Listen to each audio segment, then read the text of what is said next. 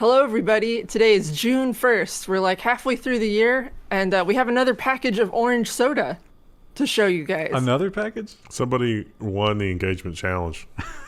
Well, I mean, usually it's Ryan who brings it in, but this week it's from the viewers. Viewers like you. I've not been able to source it. Now, technically, this doesn't solve your problem because I don't think we can source these things either, but it is a treat to get to see them all. And there's a lot of them. Shall we just put them on the desk? Yeah. You unpack while I read. Thanks for all the great tech news you bring us. It's not great news. It's very depressing. Yeah, it's all sad news. I hope you like extras. You only need to share if you want to. Unicorn Farts Sour Ale. Local Hazy IPA. Local Mud PB&J. It says rare. Lots of Weller Full Root. Barrel Dick Very Rare. Lots of liquor. Store swag. Oh no, I said a thing. Publix. I wish we had Publix. I hear a lot of good things about Publix. Yes. Yeah. That'll be interesting. That's cold. I also like Wegmans. Anybody that has a Wegmans locally, you should be thankful. No need for thanks, but if you wanted to give me a shout out, I'm Morgan at Winthrop Liquors in Florida. Oh, an actual store owner. Thank you. Wave soda, tangerine. Not technically orange. I think there's 2 cans of that. Now, I did have one request, as I am, as an avid military arms collector, mostly World War I, Vietnam, if you ever have a gun or gun-related questions, you bring those questions my way. No question is too small or big. This goes for the Level 1 crew. So history, value, etc. I got you. Also, liquor questions, you can DM me. Oh, there's a number there that I may have been showing to the camera the whole time on the other side. Whoops. I'll have to check that in editing. I got a question for you. Garand, or Garand? There's so many arguments about that. We'll get a written note back. It's Garen. It's just like, that doesn't help. He was Canadian. I think it's Garen. This we can get locally. The ice, yeah. Well, we got 3 episodes of the news. Maybe I'll get to that one eventually. So I hope you love the soda. This should be week by week. Morgan.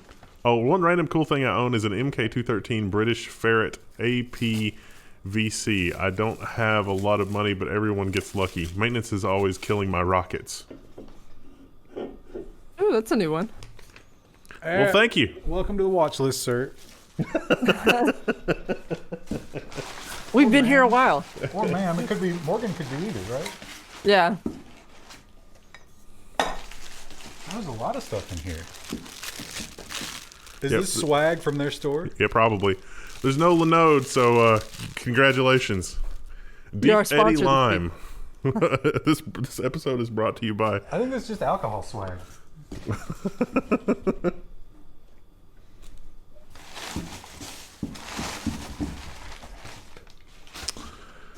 Old Forester Louisville Distilling Company. That should be pretty local. And? Deep Eddie vodka. A stick. Oh, that's a nice stick. You gonna stir some paint? I think that was added for structural integrity. Drink responsibly. Wow. Oh, and I want you to chug all that orange soda right now. a bag of Dum-Dums. That seems to be a shot glass. Get it? It's a shot glass. Yeah. Oh, there's 2 of those. All right. Which one am I doing first? I think you stick with orange. That's tangerine. Oh. But it's got an orange looking thing on it. Contains 15%. Oh. This is mango. Oh no, this is orange mango. Nah, I still think you should start with Publix. Would you like a... No. No. Let's see what the ingredients are. Carbonated water, citric acid, potassium citrate, gum, acea, potassium benzoate, sucralose, natural flavors, Easter gum, acetylflame, potassium yellow, red number 40. No aspartame. Very low sodium, 35 milligrams. Let's hear that sweet. 12 ounces. What's the percentage? That's not low. 2%. That's not too bad.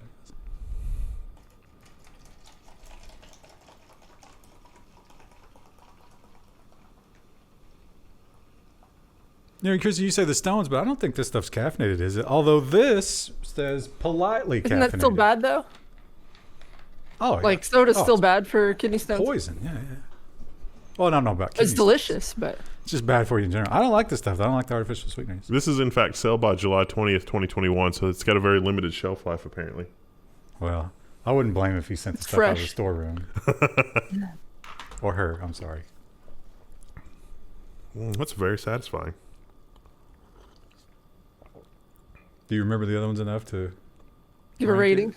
This is a B plus, I think you gave a B plus to maybe an A minus. I think you gave a B plus to Kroger brand. It has a very mild odor, more carbonation than some of the other orange sodas, but perhaps not as much carbonation as Orange Crush. It's close though. There's definitely not a strong smell. And you know how like after you have like a swig of something like vermouth, it's wet at the time, but then immediately very dry. It's like that. That's the chemicals doing their job. Yeah, it's a little bit of a solvent in my mouth, I guess. Just what I look for in a refreshing drink. So it seems like so far, you like the store brands. Yeah, the Publix, they've done a good job assembling this from various kinds of industrial waste. This is entirely drinkable. And Big K was the runner-up to that, I think. Yeah. So I like that it doesn't have aspartame. That's a big win. Sucralose is perhaps less dangerous. Engagement challenge. but Publix is more southern, right? Is it? I've seen it in like Philadelphia. I'm in Florida. I don't. What, they don't do We're that too less? poor. We only get Save a Lot. We got Meyer. Dollar General. So yeah, thank you for sending these things in. These are cool treats, and we'll try these candidates in coming weeks. I'll probably get to those in the next episode or two.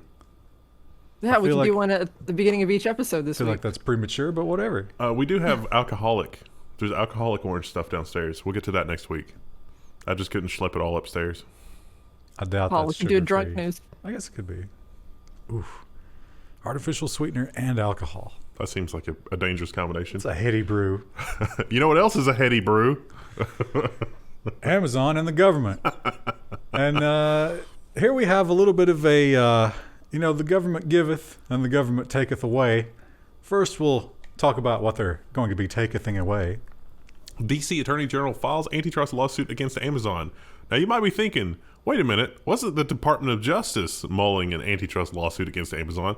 And that would be correct. The DC Attorney General doesn't have anything to do with that. This has to do with other stuff that Amazon is doing. And it's smart to get in first. Not like you have to get in line with debtors. I mean, Amazon's always going to have the money to pay you. And here's one that might have you scratching your head just a little bit. And of course, I have to think this has to do with that old revolving door. Yeah. But here's the crazy part. Here's the thing here's the reason that this is so successful and why it's so dangerous. It's the return on investment. Because they admitted the lobbying company that they've been engaging since the first of the year, they spent $50,000 with. $50,000, which will then turn into... Senate preparing a $10 million bailout. No, you said million. Oh, billion. Billion. Yeah, Senate preparing a $10 billion bailout fund for Jeff Bezos' space program, Blue Origin. So they lost some contracts lately. But the government says, you know what? Blue Origin, it's doing good stuff. We'll probably get some valuable science out of it. You have a contract too. It doesn't matter. Just spend some money. It's only $10 billion. I think they spent more than 50,000 on the lobbying, because the article says it's 625,000 lobbying the Senate in the first 3 months of 2021. But the specific one to the Blue Origin thing was 50,000. That That was all of Amazon's lobbying budget. That's obscene. And I'm sure that entered into it. I'm sure that it's a 50,000 to a team of lobbyists at a firm called Clark Hill that would specifically focus on moon landing program. It's a hell of a return on investment. Yeah. If you could find me a place where I could invest 50,000 and 6 months later get 10 billion, I believe I would do it. Now, to try to maybe be fair, Bezos is not going to pocket that $10 billion. It's going to be a $10 billion investment into a space program. But, I mean, if like government contracting is anything to go by, you're going to need a real specific list of deliverables, because When it comes time to pay, you know, they're standing there with their hand out. But when it comes time to deliver, things get weird. We're Listen, gonna need another 6 months. it's space. You can't really predict these things. Yeah, like Krista says, another 10 billion, we'll take care of it. Don't worry. And they'll probably get it. Maybe, hopefully. And that is the problem with having government and business so closely intertwined. That's where the corruption comes. That's where the danger comes.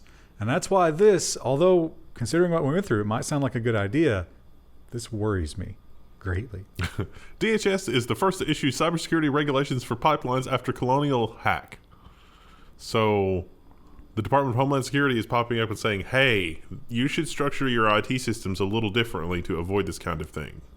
Now, the headline, the Washington Post is trying to put lipstick on this pig, and they say DHS. It's actually a subsidiary of the DHS that you might have heard of, the TSA. The TSA is going to be in charge of the pipelines. Because they're all about transportation security other than airlines. But you didn't know that, but that was in their charter from day one.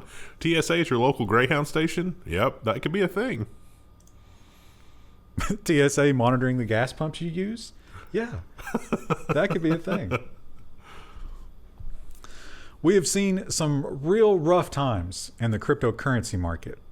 And the problem with the cryptocurrency market is that the powers that be still kind of have their boot on its neck. And if they push a little bit, we get what we saw last week and ongoing at this point.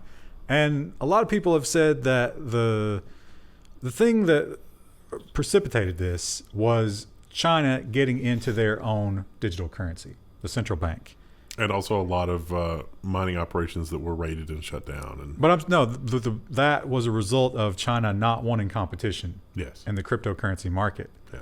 So you can then extrapolate if this were to happen. The Federal Reserve Chairman Jerome H. Powell outlines the Federal Reserve's response to technological advances driving rapid change in the global payments landscape. I noticed that he was insanely careful to avoid the whole cryptocurrency thing and kept referring to it as a digital payment system. This is the Fed coin, which they have talked about previously. And I suspect they want this to starve out every other digital currency and only have us using this. And the beauty of Bitcoin and other cryptocurrencies is the polar opposite of this. Those are freedom oriented. This is top-down control oriented. Track everything. That's how it works at the Federal Reserve, right? That's why we have so little fraud when we're trading stocks, and we have things like, you definitely, oh wait. Well, most of the stuff they do is legal. It might be terrible, but it might still be It is theft. legal. That's going to be the theme for this week's episode. It was really terrible. We were totally loading golden retrievers into a chipper shredder, but it wasn't illegal. You know what else is illegal? Which is weird because I'm sure seeing a lot of it. It's illegal to coerce someone to take an experimental drug. Very illegal. Nuremberg illegal. And yet, again, the old public-private getting together, bad news. The White House is partnering with dating apps to get horny people vaccinated. Time to swipe.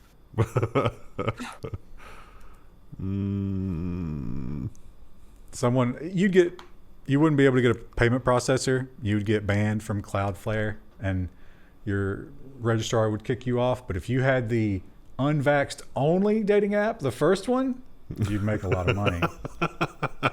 Maybe if you take Bitcoin. I was thinking about the guy that was doing. He bought the DNA sequencer thing. He was doing his own CRISPR at home, his experiments on himself, and they shut that down very fast. You can do your own kind of experimenting with your dating app.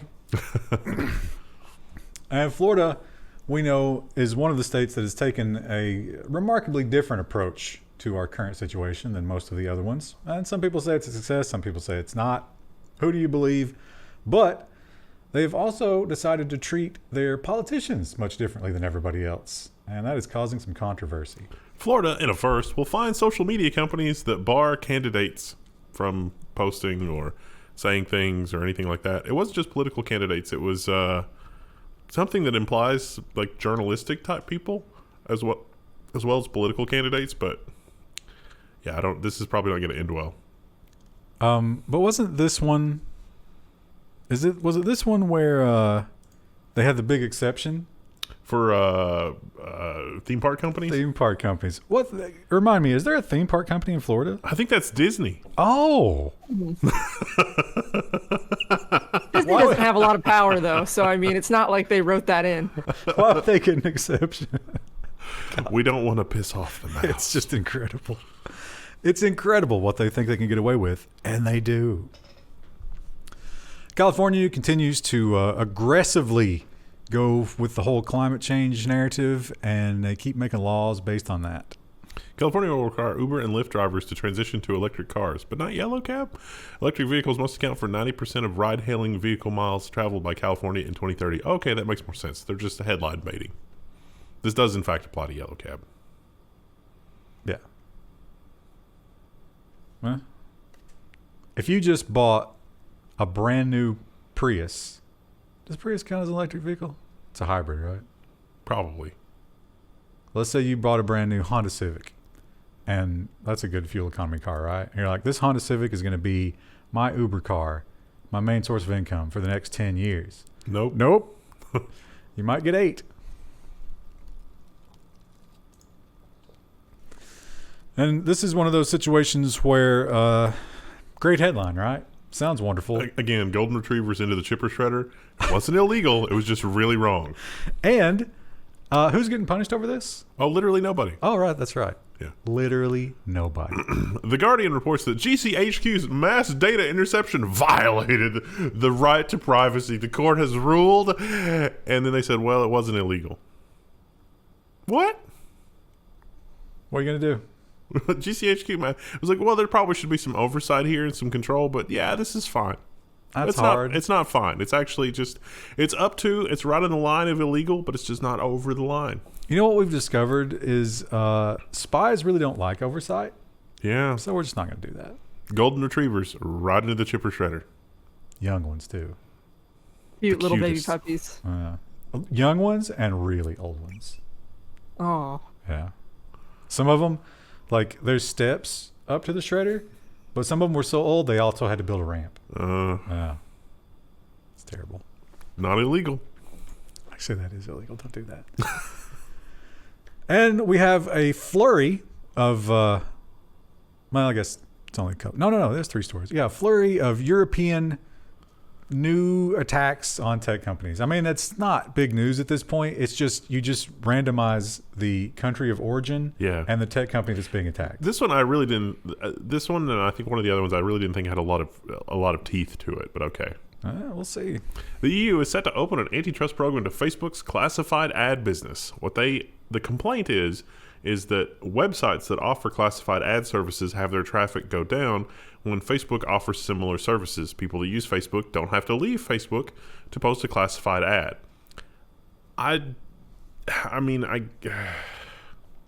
We know that this is the kind of thing that Google does. Yeah. With impunity. Yeah. So I'm sure Facebook is kind of like, well, why? We're not allowed to do it? Yeah. Everybody else, Amazon's doing it. Are they not? Yeah, but Amazon paid more bribes, so. They paid their $50,000. We'll talk a little bit more about the Amazon side of it in the business section. But yeah, I mean, I just don't think this has a lot of teeth to it because it's up to the person. It would be like saying that, if you click a link and it doesn't open a new tab, that's lower friction than if you open a new tab in the background to go do something. And so websites shouldn't open a new tab or something because it's slightly more work to use another website than to just use the same website. Now, this next one, you might be thinking, yeah, this is a big problem. We got to do something about this. And it is a big problem. I mean, our world is, who do you trust at this point? Yeah. You really can't Literally trust anybody. no one. Yeah. But here's the danger here that Financial Post didn't seem fit to think about or print. What's unspoken here is that in order to do this, the government must decide what counts as disinformation. There must be a ministry of truth, basically. The Financial Post headline is EU guidelines target tech giants over monetizing disinformation. They're up in arms because there are ads appearing on web pages created by users that contain information that is considered misinformation. But like you say, the problem with this is that, okay, we're going to monetize disinformation, but who decides what's disinformation? This is a Pandora's box. We should not open this box. This is Pandora's tractor trailer. Carrying a load of hay and you're driving behind it on a little tiny country highway. It's not like in Ghostbusters when Slimer got loose. It's more like unleashing the Stay Puft Marshmallow Man times 50 all over the world. Or when that guy got in the water supply Yeah. and absorbed all the hate. Yeah. Those are good movies. And Clearview AI, again, this is another headline where you just change the locality. And we've seen it before, but they're not wrong. They're right to do this, I think. Clearview AI hit with sweeping legal complaints over controversial face scraping in Europe. Privacy watchdogs say, wait a minute. They believe that Clearview's image scraping methods violate European laws. Well, as we saw with the GCHQ, mass collection is wrong, but not illegal. The best kind of not illegal. You think that that's totally going to rule the same way, right? Because there's not really a lot of difference between what GCHQ is doing and what Clearview is doing. And Clearview has already been said that that was fine, but not really. But you can't extract money from GCHQ. So. Has all the facial recognition stuff, like, have they reached a point where they get around the masks yet? They claim to, but I think a lot of that was just marketing. Yeah. Yeah. But they definitely claimed in Hong Kong they could identify them, but they might have just been making that up to track down dissidents. One of the comments on the video last week was around the Hong Kong thing. Somebody was getting a lot of captures for identify the pictures that contain umbrellas, and it was like, Oh, that's a great way to train that AI, isn't it? Yeah. And in Germany, much the same kind of thing. It's interesting because not only they do it at the EU level, but then they do it at the country level as well. And it's just another one in the big line of antitrust. Google is facing sweeping antitrust probes in Germany. So Germany's, getting the sharp tools out. One cool thing about that Clearview story, I think it was the Clearview story, but a German guy went all the way up the chain in the courts and he made Clearview delete the hash that represents his face. So if you're in Germany, you should do that. If only like 50 people did that, it would bankrupt them because it's so involved. Yeah. And imagine how expensive that gets every time you do a search when you got to look at the bad list. Yeah. Yeah. That would be great. Please do that, Germans. Do something. And maybe you'll have time to do that because you won't be driving as much. So while you're riding around, you can be attacking Clearview in your free time. Germany aims to get self-driving cars on the roads in 2022. I was really excited for some substance in this article, but really what they're talking about is just changing the laws to make it so that companies can get their pre-existing self-driving cars on the road. This is not changing the infrastructure or like awarding somebody a bus contract as the picture would imply. It's literally just changing the law so that businesses could come in and do that if they want to. And they will focus on mass transit. But you don't have to have the babysitter driver. No. Once this goes into effect. And it didn't seem like Germany was willing to make changes to the streets, like embed a wire or something for them to follow. But they did say that one rule was level 4 autonomy. Who's got that? Yeah, nobody right now. Yeah, so they're being very optimistic about what's going to happen in less than a year. Yeah. 6 months. And if they keep aggravating Google, Google's going to be like, good luck with your own internal self-driving program. Give us some of that money back. Maybe we'll think about this. Maybe you should just drop a couple of these court cases. And so that's, some good news and some bad news from Germany, but now some really, really bad news from Germany. This is a picture of the internet that is going to be absolutely horrific. I don't know. I don't like our chances of stopping it, but if we don't stop it, we are going to regret this in a huge way. German quote-unquote upload filter law sets standards to prevent overblocking. But when you dig into it, it's really, really horrifying. The upload filter basically says that a lot of the stuff that we and other things get demonetized for is okay, but the reality is that it's still going to be over-enforced. But it's very specific It's like you can use less than 15 seconds of it for it to be minor. 15 seconds of video, audio, 160 characters of text, or 125 kilobytes of graphics. What if we have, in the future, if we get the most amazing compression algorithm in the world, are they going to lower that? Probably not. No. Yeah, what does this do to the meme? This is your transformational work. You also must modify it in some way. So what's going to happen here is if there's something that gets DMCA'd or whatever, what's their thing called? Notice of something, takedown? Yeah. It will just simply be blocked from being uploaded from that point forward. Think about that. By hash. But you can change the hash on something pretty trivially easily. You know what they're doing on Usenet? And this is annoying, but it's like, they just put 2 copies of the files in the same release. And the robots look at it and they're like, that's the wrong file size for this name. This hash doesn't match. So you have to download double, but you still get it. Brilliant. And our Western countries are not the only ones that love to attack big tech companies. Everybody loves it. Russia raises the heat on Twitter and Google and Facebook in online crackdown. So they're issuing fines and slowing them down. And the next story has some more info about that on the Twitter side of things. Yeah, they do not care for quote unquote illegal content. And when there is something that happens, they're like, take it down now. They mean now. Russia makes good on its threat to fine Google over illegal internet content. It named a bunch of stuff, but really what it was actually trying to take down were the people that were talking about Alexei Navalny. He's the guy that got poisoned and was saved by amazing German doctors and then went back to, face his parole violation for daring to leave to Germany to get his life saved. And then now he's in prison. He's in prison and also starving to death and being tortured probably, which is not good. Yikes. But you're not allowed to talk about that. No, that's going to slow down your whole website. But it's amazing that we have the technology to be able to do that. And here's the one that is causing so much sadness around the world. And like we pointed out before, it's because probably because China has their own ideas on how this should work. It doesn't include Bitcoin. China will likely ban all Bitcoin mining soon. Good news, you're going to be able to buy graphics cards. Gently used. Gently. Not gently. Every graphics card that you buy from AliExpress or wherever is going to have like just a little hint of smoke scent on it. A little melted. Is this pepper spray from the SWAT team that raided the... Little shreds of umbrella for packing material.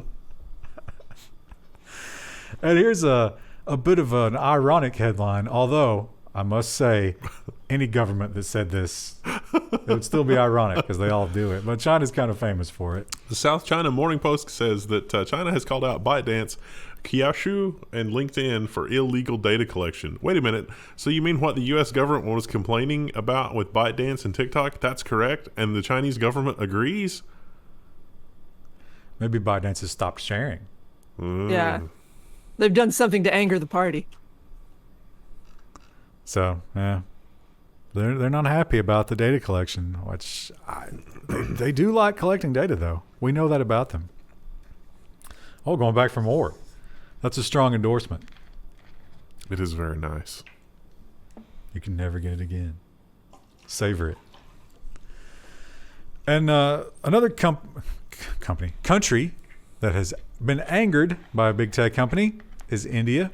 They are not too happy because if you remember, Twitter has this new thing where they will mark what they consider to be disinformation. And they claim to apply across the board. Maybe that's true. We talked about this last week, too. Because they have upset some people in power. Police in Delhi have descended on Twitter's headquarters in the country. An elite crime squad searched New Delhi Twitter offices. The company labeled tweets from members of the ruling party manipulated media. So some of this has to do with the journalists that reported that cow urine was not effective during the thing that we're all facing right now.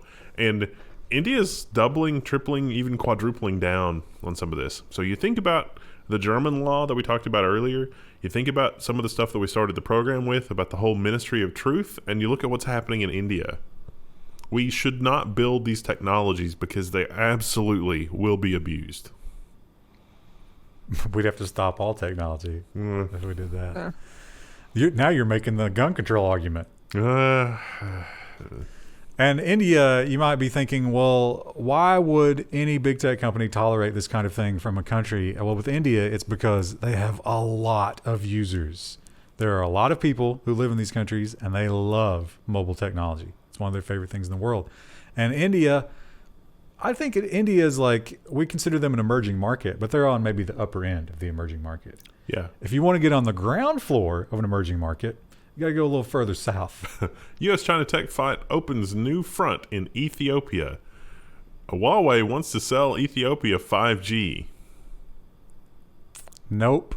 U.S. companies swooped in there, and they were like, here's a sweetheart deal, but guess what you can't have? Huawei. And I think one other company, right? Yes. One of the other ones was on Trump's list. So the people of Ethiopia will be getting probably some overpriced networking equipment, but maybe they won't get spied on by China. They'll get spied on by us. Yeah, by us for sure. Tim Cook really needs to know what the trends are in Ethiopia. I bet he does. I bet he gets a daily email. Not according to the lawsuit, but although cover that in business. I think the people of Africa are far too, number one, poor, and number two, pragmatic to mess with Apple, right? Yeah, that's one of the interesting things about the India market is that there's a lot of people in India that are extremely intelligent. And so it's going to be a different situation than some of the other markets, the market is going to be different. It's going to have different behavior because there's different goals for the people that are in that market. I was watching one of those, like adventure tourism YouTube channels, and the guy was in somewhere in Africa. I think it was, I can't remember, but it was like mud hut type of deal. And a guy had a scooter that was Apple branded. It was clearly just a terrible paint job. Like there was no clear coat on it or anything. It was just like a nasty matte paint job, but there were little apples all over it. Wow. Krista, how much have you abandoned Overwatch at this point? I don't play it as much as I used to. I did play a little bit last night, but that was like the first time I'd played in like 3 or 4 days, which is a lot for me. And what's your current rank? I haven't played competitive in months. Wow. I just play casual because it's like a nice turn off your brain and just play the game.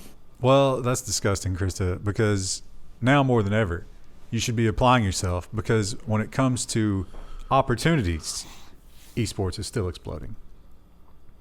South Korean Congressman proposes HOTS law to prevent termination of esports events. So HOTS is Heroes of the Storm. The Storm. But Blizzard unilaterally canceled that, I guess, and that's why everybody was upset. I mean, if you spend that amount of time getting good at something, and then they're just like, all right, we're done with this.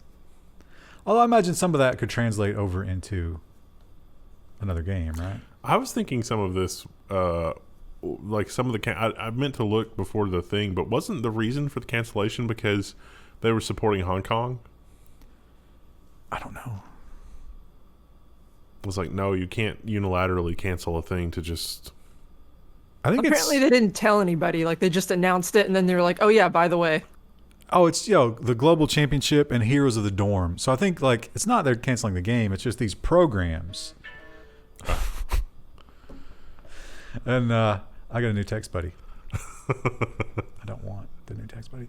And so they're just like, hey, our economy is like really involved with this.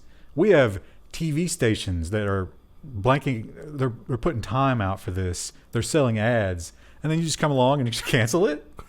This is our economy. Because it doesn't mean as much here. Yeah. I've seen HOTS tournaments at like Buffalo Wild Wings before here. Yeah, but they probably weren't like, it's a big deal in Korea. Yeah, like here it was noon on a weekday when we were there for lunch. Would that be like them canceling the World Cup? Well, actually I saw, so they're having, I guess it's the NBA playoffs right now. And the guy who owns the arena had so little confidence in his team, he booked the WWF on the night of Game 7. And it went to Game 7. So they have a contract for that night. Oh. Yeah. Whoops. So it's that kind of thing. I mean, you would have an arena in Korea that might host this kind of thing. Well, moving on to... Are we moving on to social media? Yes. No, we're not. What? Oh, are we? Yeah, it looks like it. Might be security. Oh, No. shit, we got the categories wrong. I got one bad sort. Flop these two, Krista. That's the transition one. Yes. Okay. So instead of that one, we will go with We're all mixed up, chat. more internet blocking.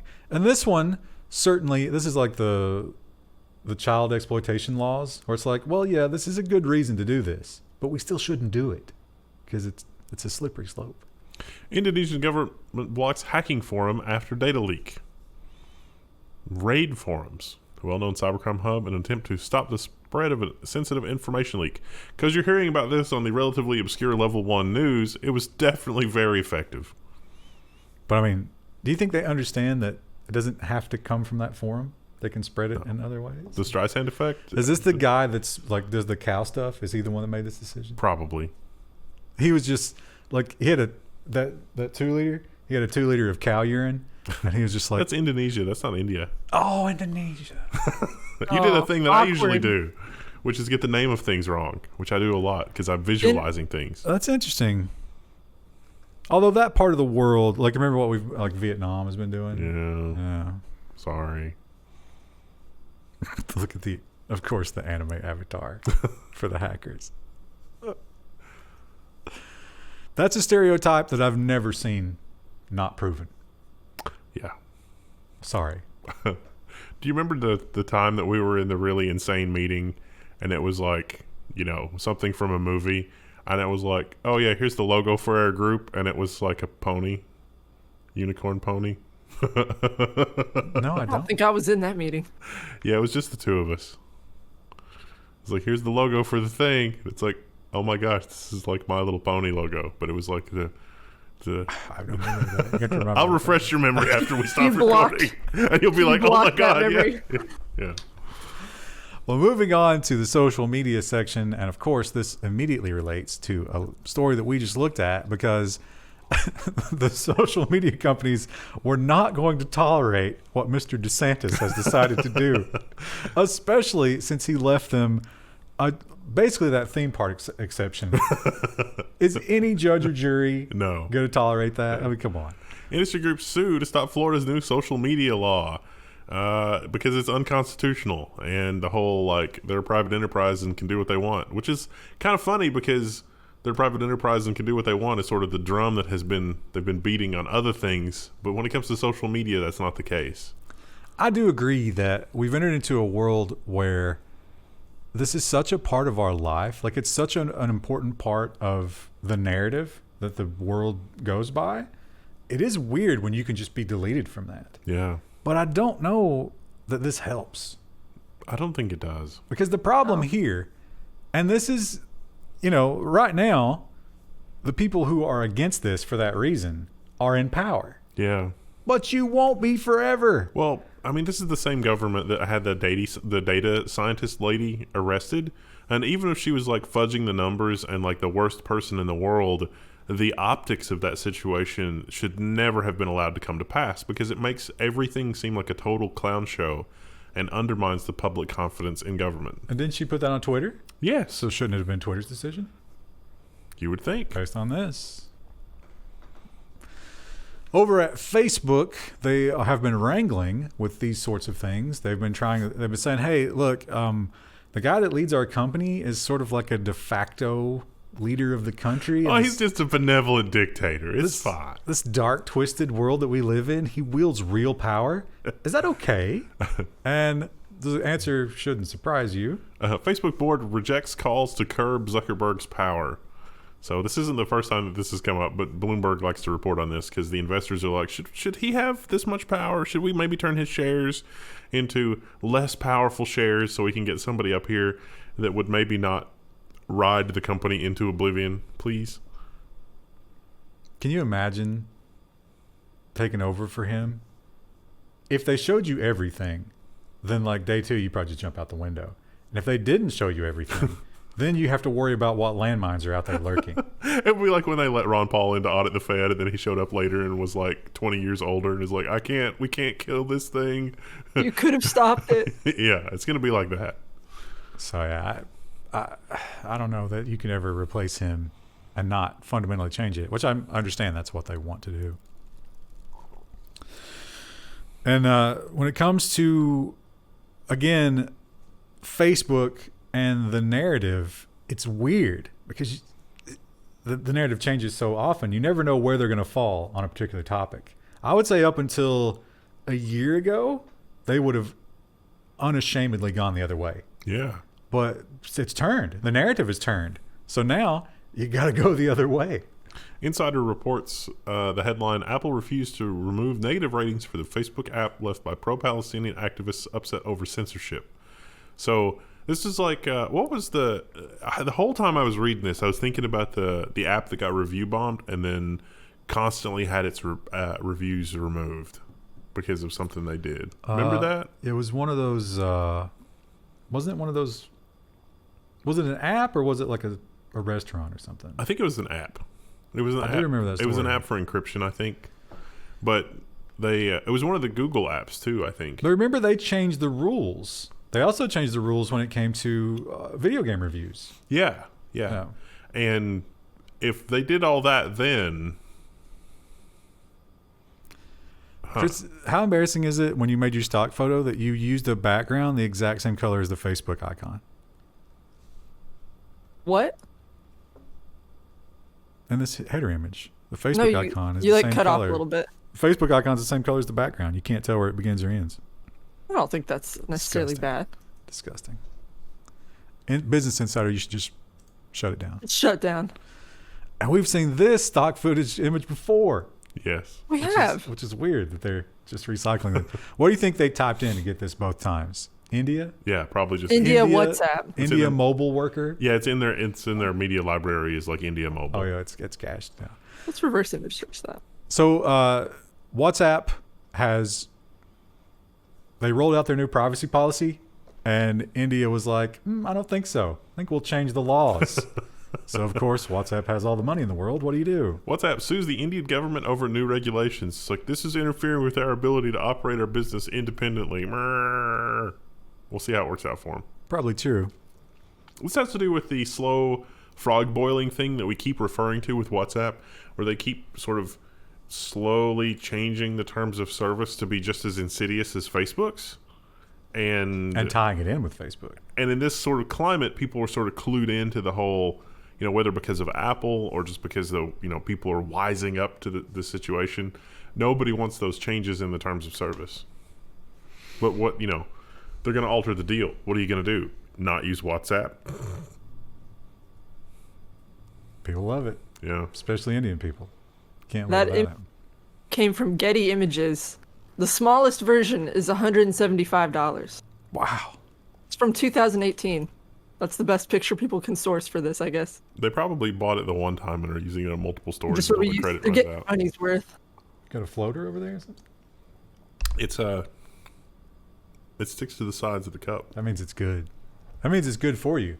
It sticks It's to high your alcohol content. I think it might be real sugar. It's not supposed to be, right? It's diet. Oh, sucralose. Sucralose is structurally very similar to sucrose. It's just left-handed, so that's probably what it is. With wine, if it sticks to your glass, it means it's higher alcohol content, I think. Engagement challenge. Yeah. What does it mean in Diet Orange Soda? Yeah. This makes me remember one of my favorite things about Donald Trump was that every time he got in front of a microphone talking about the current situation, he was like, yeah, it's the China virus. And people were so furious about that. That was such a good, interpretation of how he speaks. And he did it every time, and every newspaper would just rending their clothing and gnashing their teeth. Why are you doing that? Which is weird. Yeah. We'll talk about that later. But in India, They're trying to get ahead of that same issue. India asks social media firms to remove reference to Indian variant of the thing. And I'm not too sure, but I'm pretty sure that the article on the whole Twitter raid, social media shutdown, whatever, they were also asking to take down some tweets that contained this in the mess of all of the other tweets. And Twitter is not lying down. They feel like they are strong enough, their position is powerful enough that they can take on that Indian government. Yeah, Bloomberg reports that Twitter has decried the Indian intimidation and will press for changes. So this is good. If you want to read about like how this kind of stuff is developing, this is actually a really good article to read to try to understand what's happening in that part of the world. But it applies not just to Twitter, but also Facebook and a lot of the stuff that we talk about. This is probably a pretty good Western analysis, I think, of the situation with like what are the laws and how do we comply and blah blah blah. And as I was reading this, I was also thinking about like the Tim Cook thing in China, because it's like, how do we do business in China? How do we comply with the laws there? Isn't that, human rights violations, blah, blah, blah, China. But if you remember, Apple did buck at first. Yeah. And that didn't last very long. No. And Twitter is I think in the buck phase, but it'll be interesting to see when they're doing the stages of grief. What kind of world would it be if Twitter, the Twitter executive team has a higher set of morals and standards than the Apple team? Because the Apple team is, they're very white knighty, but in reality, not so much. I could see that. Makes sense. Twitter, I think that's too weird. Twitter has less to sell you, which I think gives them more capacity for non-evil. Is Jack Dorsey more interested in butchering a goat for you for dinner as part of sustainable? No, I think Jack Dorsey's more of a human, but he really, really wants to be in the like woke power circle. And you have to really tiptoe around with other cultures when you want to be that person. Do you think there's a billionaire hazing ceremony where like you have to murder something? There's a lot of dark conspiracy theories that it's not just murder something, it's to do the Epstein thing. Well, a lot of people have been commenting our videos and saying, wow, I saw a lot of ads during this. They just kept coming. What's happening? We try to set it to 2. Sometimes YouTube is like, nope. Well, here's the good news. You're going to see way more of them. And not just on videos like ours. YouTube announces changes in its terms of service. From June, content created by those who have not yet enrolled for their partner program will also run advertisements curated by the platform, and you won't get any of the money from that. So if you're waiting to do that, you probably should just go ahead and do it. You're not going to make much money, but at least you'll get some pennies off of them. You can always support us on Patreon and Floatplane. Thank you. Thank you. Thank you. I watched that Soft White Underbelly channel, and he was getting demonetized because these people are talking about like dark topics. Yeah. And he was like, I can't.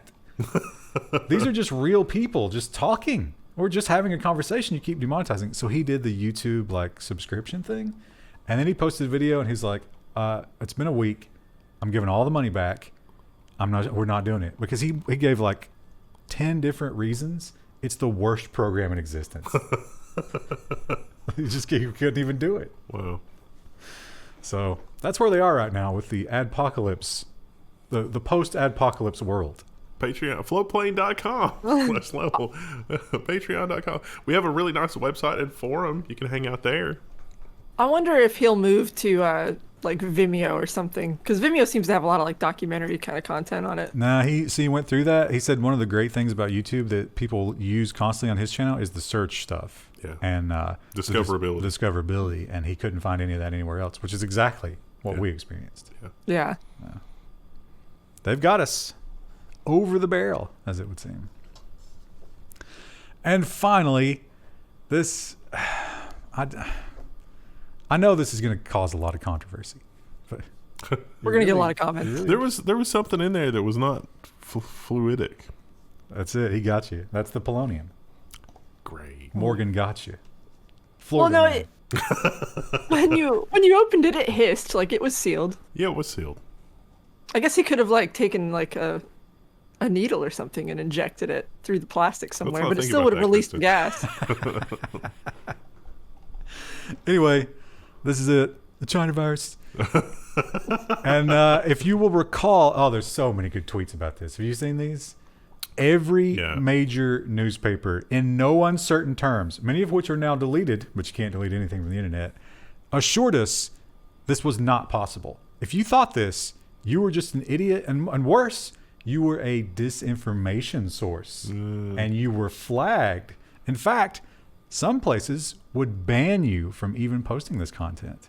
But now, The Wall Street Journal has a headline that says the Facebook has ended a ban on posts asserting that the thing was man-made.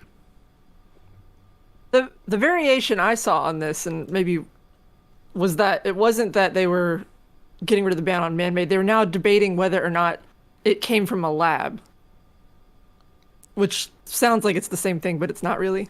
Yeah, well, so the came from a lab thing could have been that somebody who worked in the lab was infected with it because they were studying an animal, not because it was manufactured there, which are very different things. I mean, neither are good, but one kind of implies malice and the other one is just incompetence. There's a phrase. It's like increase of function or something like that. Hey, well, I think I know. Is it the whole is it the thing like when, you know, in the late 90s people were talking about Echelon and like the mass collection of users' data on the relatively nascent internet, and everybody sort of decried that as conspiracy theory and tinfoil hat. And then when finally we have somebody like Snowden that's got the concrete incontrovertible proof that was happening, it was like, oh yeah, we knew all along. And it's like, no, we didn't know all along. 20 minutes ago you were saying that was tinfoil hat, and now that we have proof, it was we knew all along. That's BS. Including the Wall Street Journal. Yeah. And it wasn't just that they said this is unlikely.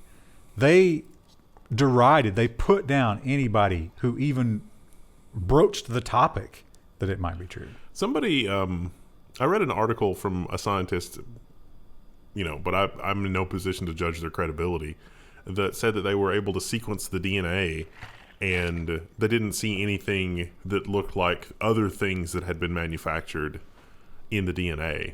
There were genes that were naturally occurring in that kind of biological thing. But again, it's like... There's 5 guys who are also scientists who will tell you the opposite. Yeah. So you're never going to... Yeah. Who do you trust? Yeah. I'll tell you who I'm not going to trust. Which person actually knows what they're talking about? Well, and what are the ramifications if it was in fact man-made and it was made maliciously? Like, what will we do? Like... Well, I'm pretty sure that's probably a treaty violation, right? Well, if it was made maliciously, it was surprisingly ineffective compared to other things that we already had. Really? Was it ineffective? Well, I mean... What's the name of that country there used to be a country inside of China that was rebelling? Oh, yeah, they're gone. When did that happen? But releasing it on your own people seems like a weird strat. Wasn't the world behind them solidly? Yeah. And didn't this perfectly time to stop that? And what's happening to them now? They're suffering horribly. Could be a coincidence. Also, the other theory, and I'm not saying this is true, but it fits the exact same way, is it changed the outcome of that election. The economy. It did change destroyed the economy before the election. Oh, it's going to be good comments this week. No, I was going to say though, but I feel like that could have easily swayed it the opposite way if he had handled that better, but... But the odds were good that he wasn't going to. Yeah. I don't know. If it was malicious, that was some, like, 4D chess they were playing. At the end of the episode? Oh, look at you. Very tangerine. Stay tuned tomorrow for my thoughts. Ooh, good cliffhanger. Krista, give us an orange cliffhanger goodbye. Bye. Did you hit start? Oh, sorry, I didn't hear it. June 2nd. Hello. We're doing the news again. And for those of you who watched on Tuesday, you now get a second orange soda review for the week. Woo. Tangerine. Oh, don't forget, Computex is also happening this week, so there's probably going to be more videos than usual. So this is Tangerine, which has little pictures of oranges on it. See, like right there? Well, a slice of tangerine. They look pretty similar. Yeah, a tangerine chopped in half looks like an orange chopped in half, just smaller. There's no scale here. It's unsweetened. It's juice plus soda water plus natural caffeine. What's unnatural caffeine? They just put in caffeine powder. Sodium 10 milligram, which is 0%. Carbohydrates 2%. Sugars 5 grams. Includes 0 grams added sugar. What do you think? Water, tangerine juice concentrate, pear juice concentrate. That's what I was tasting. Lemon juice concentrate. Caffeine derived from coffee beans. Natural flavors and beta carotene for the flavor. That's a short ingredient list. Yeah, there's not a lot here. It's nice. It's pleasant. I could drink this on an ongoing basis as well. Is it more like sparkling water, or does it have like that soda kick? It's sparkling water with the acidic kick of lemon, but not the unpleasant bitterness of lemon.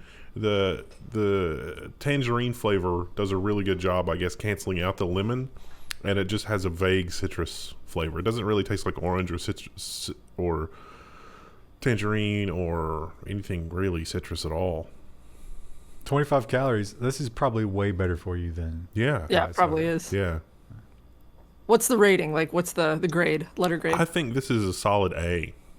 Like, wow. This could be a substitute for orange soda, because I like caffeine. I like caffeine a lot. I feel like we might be comparing oranges and tangerines.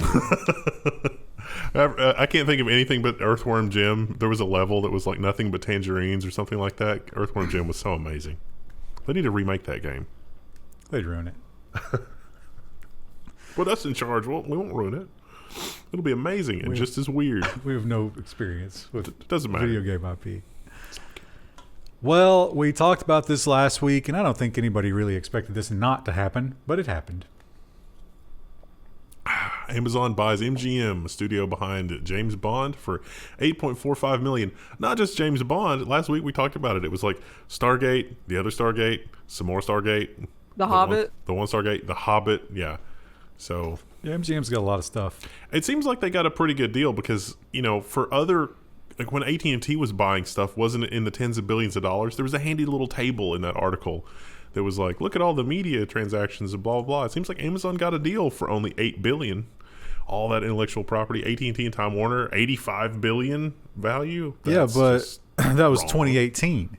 What's different between now and 2018 in terms of movie companies?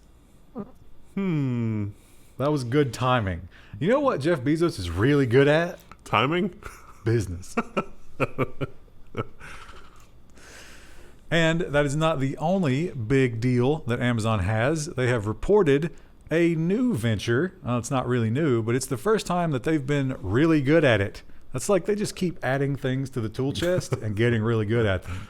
Amazon's ad revenue is now twice as big as Snap, Roku, and Twitter combined. Oh, and also Pinterest. So throw in Pinterest in there. Pinterest is probably like 2%. Remember that time cares Facebook about tried to buy Pinterest? Pinterest? So yeah, they and it's not just that it's big, it's that it's growing. And if it keeps growing at this rate, it might become the majority of their business. I bet Mr. Pichai, or whatever how you pronounce his name, doesn't like the sound of that. Amazon's ad business, though, is kind of like, it'd be a shame if something happened to all your online e-commerce if you didn't buy some ads. And what are you going to do about it? Yeah. And I feel like Prime has lost a step. That they have not gained it back since. Our mail delivery and packages has been all over the map. There's probably a 75% chance of a 1 day delay and probably a 35% chance of more than 3 days delay. Yeah, they've screwed that up. And maybe that's why they did this. I don't know, but I don't think that they can promise these things anymore. They can sometimes do them. They can't consistently do them right now. Amazon is shutting down Prime Now and folding 2-hour deliveries into its main app. Prime Now offered deliveries in hours, not days. So if you're in a place that's lucky enough to get this, you can maybe still get it on individual items, but there's not a specific program that you have to be enrolled in. It just happens if you're a Prime member. I was excited about that same day stuff, but We've never actually been able to do it here, and there have been times we needed it. and I feel like we're taking such a step back. Yeah. That's going to take us a long time to get back there, if ever. Yeah, I mean, we're only like 30 minutes from a warehouse, so it should work, but it doesn't. Although they do preemptively move a lot of the stuff I ordered to that warehouse. I've noticed. Because you see where it comes from. Well, ARM. ARM is kind of taking over the world. They were doing well, and then Apple stepped into the game. And now they're doing exceptionally well. It was like a solid fuel booster strapped to them. It's probably not hurt that Intel's been struggling for the better part of a decade. That's true. And so people are... You got to be part of ARM now, right? You got to develop for it. You can't just use your old stuff that was developed on x86. You got to develop for new stuff. What are you going to develop on? The Surface X? Yeah, well, Microsoft has identified a problem there. Microsoft and Qualcomm team up to create a Windows on ARM developer PC. A more affordable ARM PC for developers. What? Unlike the Surface RT, which was the first portable ARM device that runs an operating system that we would all recognize, it wasn't designed to be the cheapest piece of crap ever. This one is actually designed to try to provide the user with a good experience. So we'll see. They did. They didn't release. They were planning on doing an ARM that they canceled, right? They did release an ARM called the Surface X. That one was totally ARM based. Oh, but it was garbage. It was not great. It was better than the RT. The RT was literal garbage. But I think they have another. They had planned another one that they delayed. That might have been canned, yeah. You might be thinking of the Windows 10X, where it's a dual screen device. Now that was the new operating system. That was also canned. Well, that wasn't ARM, was it? It was a new OS. Well, it's probably going to be ARM. It's a new OS plus new form factor. And There's a story about that. I can't not make this joke. AMD has decided to go from a power top to a power bottom. Bent pins may be becoming a thing of the past as our AMD eyes a major socket change. That might be our title for this week. No, we cannot get away with that. Oh yeah, we will definitely be demonetized for that. So they're getting rid of pins for a land grid array. So that's at least rumor has it. That's socket 1718. They haven't officially announced anything. That's holes in the board. Yeah. Well, springy pins in the board as opposed to... Oh, no, they're moving away from holes in the board to springy pins in the board. Yeah. So the kind where, like, if you just accidentally touch the socket with your finger, it's ruined. But it's almost... Well, I don't know about almost always. But in my use case, always going to be cheaper to replace the board than it is for the processor. Yeah. More annoying, certainly. Yeah. But cheaper. Yeah. And oh yeah, the rest of the world is now waking up to what ARM might be able to do for them, and they're rushing to get on the bandwagon. Oracle plus ARM Ampere. Oracle debuts its first ARM-based cloud instances, and holy crap, they are nice. They are relatively inexpensive for what they are. I don't know if Apple. I don't know if Oracle is doing this to be disruptive, or if this is the price point they plan to compete at. But if it is, Azure and Microsoft. I mean, Amazon's got their Graviton instances. But this is much nicer than the Graviton instances. So, Yay! Another cloud provider to be mixed in with the rest. What we needed. So excited about that.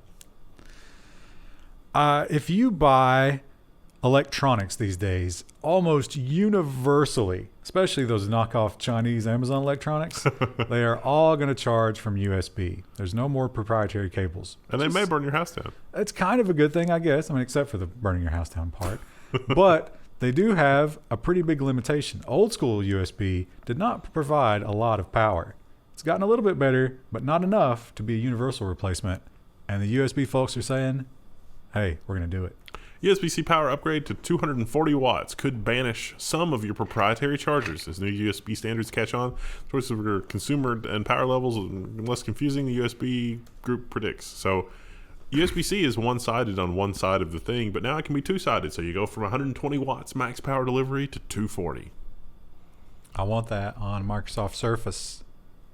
I don't like your proprietary chargers. It really does suck how long they've hung on to that. It's really stupid. And it also sucks how quickly they fail. Yeah. When your cat eats them. Listen, your cat was hungry. I guess Needed delicious cable. It was hungry for cable. Could slip it some new wave soda in the cat thing, maybe calm it down. Fountain. It's caffeinated. They'll love that. Caffeine's probably real bad for cats, right? Cats are kind of prone to kidney problems anyway. Engagement That challenge. might make it worse. My cats are bad enough. So SpaceX, you got to give them credit. They took something that was awful. They took a service that existed but was awful. One of the worst experiences you can have on the internet. And they said, we could just do a little bit of work and make this way better. And they did. And they did. But that brings into question, what about the entire rest of that industry that was kind of invalidated overnight? What are they going to do? Viasat asks the FCC to halt SpaceX Starlink launches because it can't compete. Ha ha ha, that's a funny headline. Let's actually look at it. And it's like, oh yeah, no. If you're a Viasat customer, engagement challenge below. Tell us what you really think about the service. And as the author points out, and that they kind of danced around in their legal language, no sane person would use this service when Starlink exists. Yeah, if you're just looking at the feature list, it's like, wow, one of these is really crappy. So they're saying, hey, there's nothing we can do about this. They've also made some other complaints that are more like just technical gotchas and not the whole we suck argument. But those are not very, there's not much reality based in those. I don't know if it's been rebranded or if it's a different service, but I know somebody that had HughesNet for 5 or 6 years, and it was just literal garbage. Look, 30 megabits, 100 gigabyte data cap, $149.99. How much is Starlink? $100 a month. That's less. And it's unlimited and faster. Yeah. A lot faster. So that makes sense. Yeah. Well, that's also geosynchronous satellites too, so the latency on that is ungodly. Like round trip times, by the time you go to your house to the ground station, back up to the satellite, and then to your house, we're on the order of a second, which is bananas. I wonder if they're publicly traded. If they are, that might be the forget GameStop. Short the crap out of that. Put options. Now this headline, you got to praise Musk on one hand, but then immediately, who does he think he is? Yeah. And remind me, we have a lot of new rules that came up.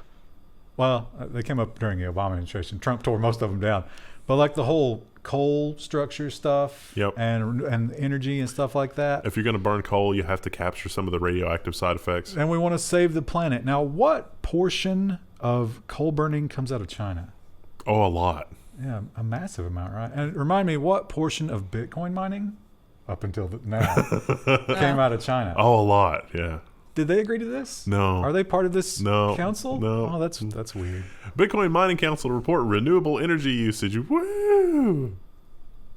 I don't know if this is true or not, but one of the power plants, somebody that I know that works on a power plant not far from here, said that they literally have a deal with somewhere to mine Bitcoin, and they split the money because the power utilization is so low that it's hard to run the plant without something to use the power, and so they use Bitcoin mining to generate money from the energy that they remember the Texas thing. Yeah, you have to balance the grid. Yeah, and so sometimes you just have to burn power. Yeah, and they're like, well, we get free money from that, so now the energy costs even less because we're putting it back into the power plant.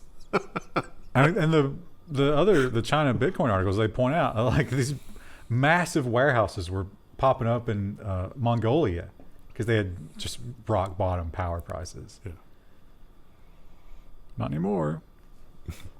And the NFT craze continues to rage on. It seemed harmless at first. but there's a dark side. When you pay nearly $1 million for a thing, do they have transfer fees with NFTs? I bet they do, right? Yeah. So it was more than that. But when you pay this much for something, you want to own it. It's yours. Remember when Martin Shkreli bought that Wu-Tang album? Yeah. And he didn't let the world listen to it. He wanted it for himself. These people are no different. So what do? Well, we should have seen this coming.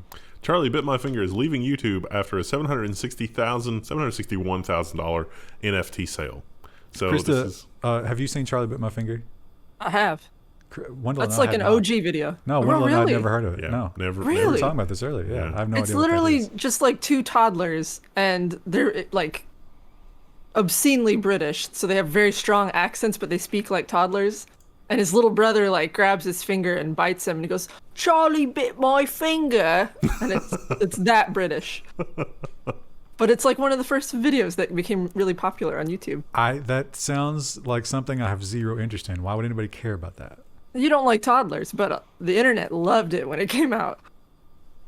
Yeah, I'll stick with cat videos, thanks. And you know, I bought a Switch. It's been in a drawer for the last 2 years. I'm not a You ever mobile played it? gamer. I played it in the beginning a little bit, but I don't know. I didn't engage with it. I didn't care. The biggest problem with the Switch is then also giving Nintendo money. I never did that. Yeah. I We got bought one one used. I got one of the Tegra ones before they changed it. And even then, I just wasn't interested. So I don't think I'm going to be interested in this either. Yeah, I guess this is going to do the whole like streaming thing. Yeah. So it probably will be a decent experience. Exclusive, Valve is making a Switch-like portable gaming PC. Probably. We can confirm some, but not all of what's in the thing that's called Steam Pal. Terrible name. I mean, if you look around, how insane is it that we've had devices like the GPD Win 3 and other, well, the GPD devices in general, and 3 or 4 other handheld gaming devices? Like, it's literally a cottage industry. Like, people like us have gone to Indiegogo and said, how would you like to have something vaguely in this form factor? Even before the Switch. A lot of this form factor existed before Nintendo conceived of the Switch. Well, how about all of the Chinese knockoffs that are just ROMs? Yeah, well, yeah. And now big companies are like, oh, you know, this is a form factor that people want probably. You think? If you can raise, you know, several $1 million on Indiegogo, I mean, granted, it's not, you know, mainstream, but it's going to be pretty popular. And the Switch is now even more popular, so why not? I maybe could be moved to it with Steam because now I can use my existing library and play all those indie roguelikes on mobile. Yeah. I mean, I could Rift Wizard on the toilet. As it was meant to be played. So, I don't know. Maybe it'll be good. If you got to go fast, if you got to transfer fast, then This is still not for you. yeah, I have bad news for you because you can't get it. But it does exist. Seagate's new Mach 2 is the world's fastest conventional hard drive. It has 2 sets of read-write heads that move independently, which doubles the throughput of a mechanical hard drive. SSDs are still way faster. But this is cool. This lets mechanical hard drives hang on just a little bit longer.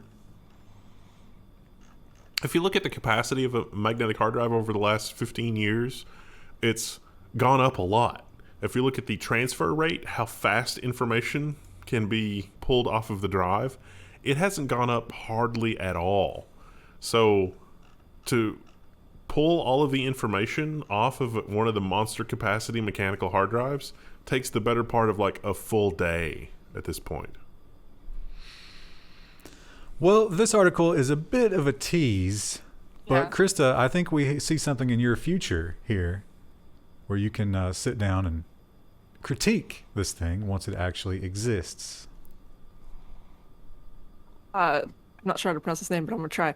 Satya Nadella teases major updates coming soon to Windows during Build 2021 keynote. They call it the most significant update to Windows in the past decade. Microsoft Build was this week or last week, and there's a lot of stuff they announced, and this is one of the things they teased. More info to share soon, TM. Yeah, we're not. There's real not even, there's no sure, pictures really, anything. It's literally just like, it's gonna be great, guys. but they did not call it Windows 10. They called it like Windows Next. the next Windows. So I guess they won't be sticking with the Windows 10 moniker for that, or maybe they will. I don't know, but they have given us a few new nuggets of functionality with Windows 10 before they abandon it and don't bring this to the new version. Just to get the headline. Microsoft support for Linux GUI apps on Windows 10 coming later this year. Microsoft's Build 2021 event doesn't have a whole lot of Windows-specific news, but there are some tidbits. Microsoft is getting clued in that like the software development experience and the web development experience and like those tool chains are actually very good compared to what they have. And so it's like, okay, if we want to keep people on Windows, we're going to have to let them run tools on Linux, because for 20 years we've been fighting against the command line and decent command line tools and automatable tools. And yeah, we did PowerShell, but the first version of PowerShell was really awful, and now it's actually okay, but everybody's already good to all the other stuff. So fine, I guess we'll support all the open source stuff on Windows. This was a missorted one, although this is the Microsoft block. I'm going to give myself a pass here, but it does directly relate to the other thing we just talked about. Microsoft has turned the Surface Duo into a handheld Xbox. The new xCloud app is a Nintendo 3DS-like with Xbox games. So it's just two screens. The screen turns into a gamepad. It's a touch screen, so it can't be a great experience. Yeah, look at that. Yeah, those that looks flat awful. controls. Yeah. I hate that. Yeah. I hate If you everything if you about move that. your finger wrong, like you're pressing the wrong button, or you're pressing nothing. And look how tiny that D-pad is. Yeah, it's Right. not great. It's disgusting. Who asked for this? You know what the most exciting thing out of MS Build was? Is WinGet. That's their package manager. You know how you got a package manager on Linux? Microsoft's like, you know what? That's actually a pretty good idea. So WinGet. That's great. Somebody can poison upstream now on Windows. You can WinGet install Steam. I like that. It might make the Windows Store less awful. Well, when it comes to e-waste, Google and Apple take a lot of heat for that, because their business model is use it for as little amount of time as we can possibly get you to use it, and then throw it away and buy a new one. And their business model kind of depends on that, I would say. Yep. If we didn't do that, they'd be in trouble. And they're not the only ones. Now, somebody within Samsung had some great ideas. And they were like, oh, let's talk about these great ideas. And then they got a call from upstairs. iFixit tells the sad story of how Samsung ruined its upcycling program. iFixit was Samsung's recycling partner in 2017, but Samsung never delivered. So the plan was that as phones got older and more obsolete, Samsung would make it easier for open source developers to hack and develop on those phones. So they would open up the bootloader, publish specifications for obsolete parts. It's like, hey, you want to build an interface for our phone's LCD screen? Great, no problem. Go ahead and do that. And then they didn't follow through on any of it. So what you can do with an old Samsung phone is you can turn it into a sensor that will work with your smart Internet of Things connected home, if you're using the Samsung suite of things. So you could have, like, let's say, a temperature sensor, which will cost you about $20 on Amazon. So they point out you could sell the phone and buy a lot of temperature sensors instead of wasting your phone as a temperature sensor. Great. Disappointing. Good job. I find this ridiculous. Yeah. I mean, imagine if I came to you and I was like, hey, Wendell, you got a lot of Twitter followers. I would like to use your Twitter fame to launch this product. And you were just like, oh, you know what? I think I'll just do that on my own because you're bringing nothing to the table. And then I sue you. Yeah. That's what happened. Do you see the other? That's what happened. Apple co-founder Steve Wozniak faces copyright infringement lawsuit over branded tech school. So it's like, hey, Woz, a lot of people look up to you. You should have the Woz Tech School. And he's like, that's a good idea. I think I'll do that. And there was no deal. There was no any kind of a thing. Then this guy comes out of the woodwork and is like, oh. Well, he's got a contract with Woz's signature on it, supposedly. And when questioned, Woz was like, look, I don't remember. I interact with a lot of people. I have no memory of this man. I don't know about this contract. I don't know whatever it is. But this is my name. How is this? I got to agree with him. Yeah. I mean, come on. The article mentions that, like, there's an on-camera handshake where, like, they signed the contract, though. So, like, wouldn't that be pretty damning if that was true? I guess. I mean, it's stupid, but, I mean, if he signed a contract. But it also isn't the kind of idea that's specific enough, right? Yeah. I would think, yeah. It would be different if it was like, I have this amazing vacuum cleaner, and I want you to, look at it and endorse it as the Woz. And it's like, okay. And then he went to Dyson and was like, hey, let's have the Woz Dyson. Okay, maybe that would, but this is just, there's nothing of substance here. This guy does also have some emails where he emailed the Woz and he was like, hey, the Woz, this was kind of my idea when I presented this to you. And the Woz was like, oh my God, you're right. I would have never thought about this without you. And he was clearly like just innocently And then this guy countered with, "You owe me a bunch of money." So There is another quote at the bottom of the article that made me kind of laugh, and it says, "One thing I avoid in life is having anything to do with money." Wozniak said, "I just don't look at it. I wouldn't know how much is in our bank account. My life is very different than most people." I believe That's not endearing when you say, like, I don't ever have to look at my bank account. Krista, here's the thing about the Woz. He might be on the spectrum. He definitely was on the spectrum, and Jobs definitely took advantage of that. Yeah.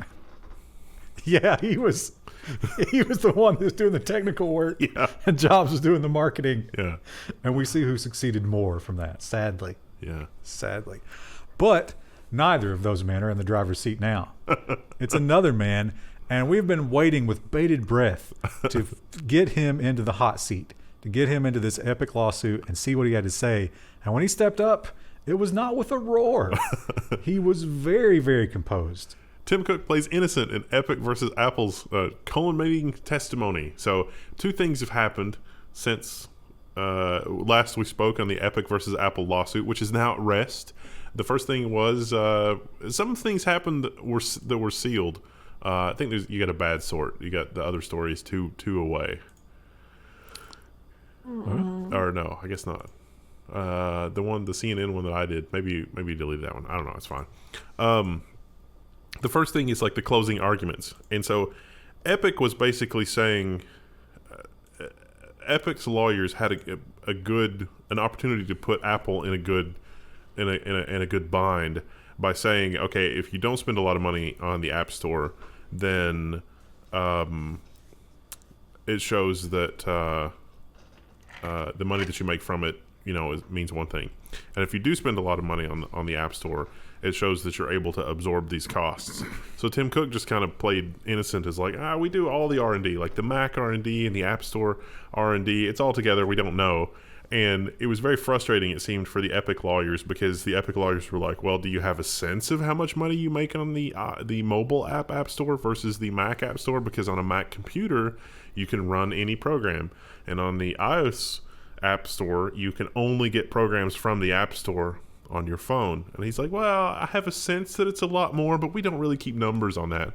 And then they produced an email from like 2017 or 2019 or something, and it's like, here's your financial guy that's breaking it down to like the penny. And he's like, I think that was just a one-off. I don't really remember this document specifically.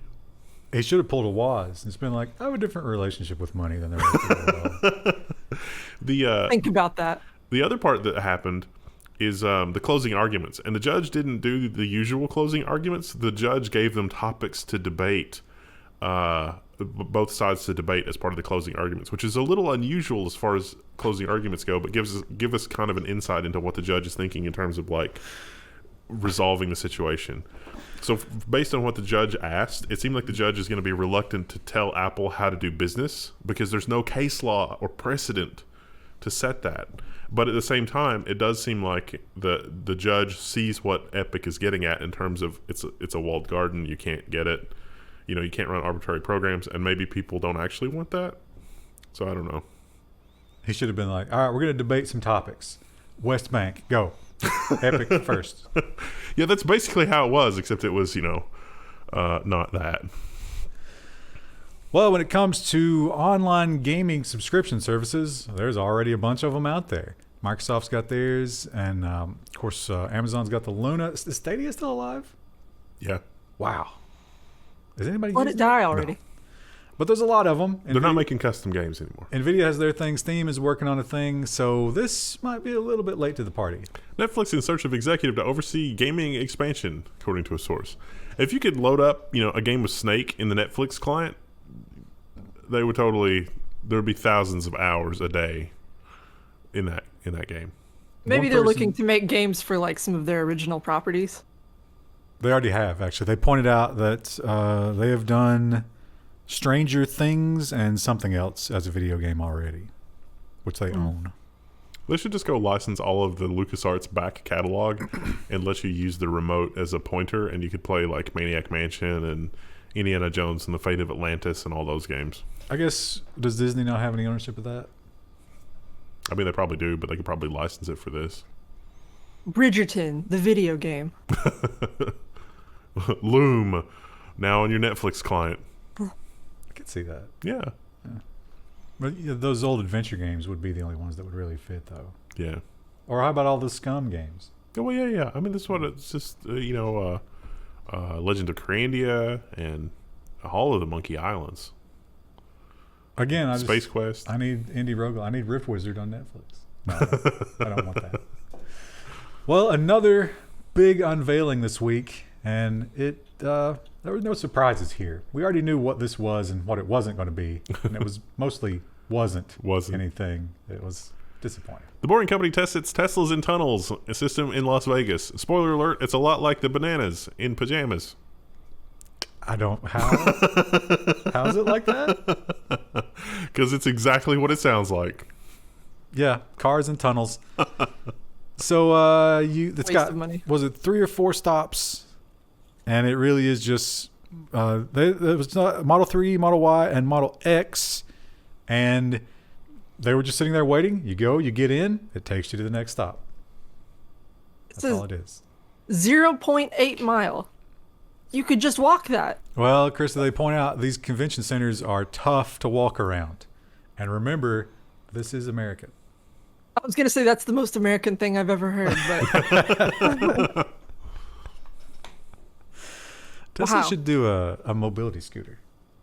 Don't you think? It's just a frame and a chair. Well, they got the battery technology. yeah. He would For have the to hipster put. who doesn't want to walk. He would have to put like self-driving or something in it, and then that would be terrible. Well, we got an exciting new release from Epic, and I guess there probably won't be a lot of iOS development from this.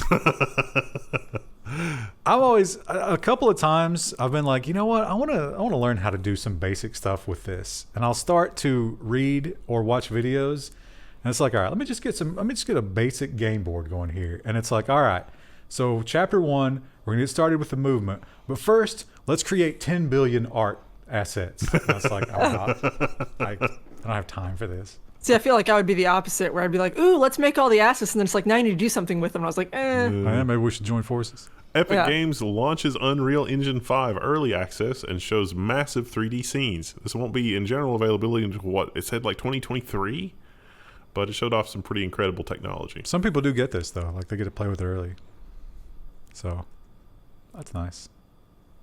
They do a pretty good job with the Unreal Engine these days. Mm-hmm. Ray tracing. This is, I hate to say this, but I have to side with Cox. The ISP, yeah. Yeah. Ooh. Yeah, not the male genitalia. I do support them, but this is the end of the internet as we know it if it plays out like this. Yeah. And I'm terrified of this because I think it will happen. Yeah. Cox appeals a $1 billion piracy liability verdict to save the internet. So this is the recording industry said, oh, he didn't do enough to disconnect your customers that were pirating. It was a jury trial, and the jury trial was like, I don't know, sounds good to us, whatever, as they often are. And every appeal has failed. Yeah. I think they have one left, right? Yeah. Ooh.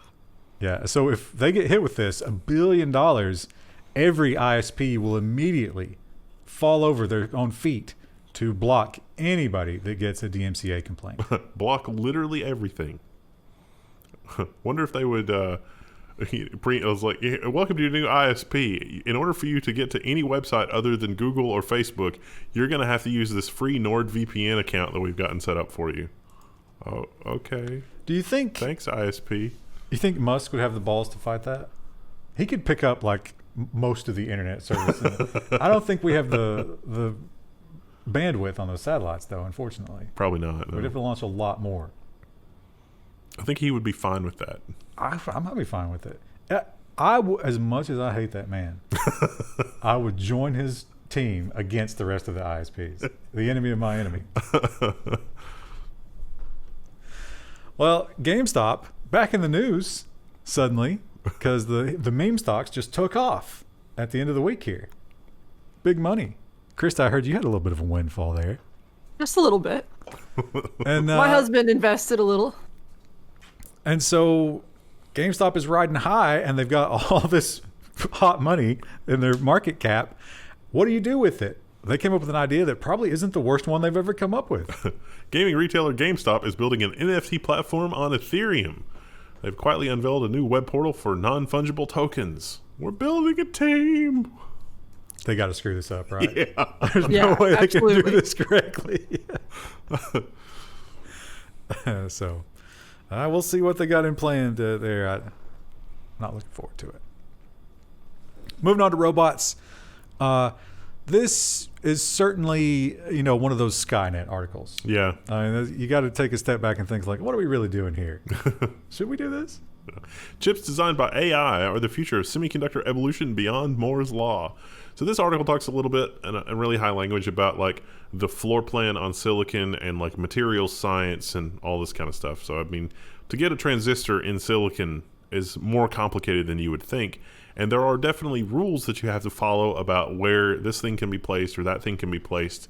And laying out a microprocessor is a lot like laying out the floor plan of a factory. How are you going to shuttle the raw materials, the ones and zeros, to the place they need to be, dealt with, and the place they need to be processed in the case of silicon. And so this is saying, okay, well, let's teach the AI all of the rules and what we want the inputs and the outputs to be, and let it just deal with that. And so it ends up making a huge incomprehensible mess, but then things actually seem to work really well. It's a lot like when they try to synthesize chemicals and stuff like that, or when they play Go. The AI was very good at playing Go.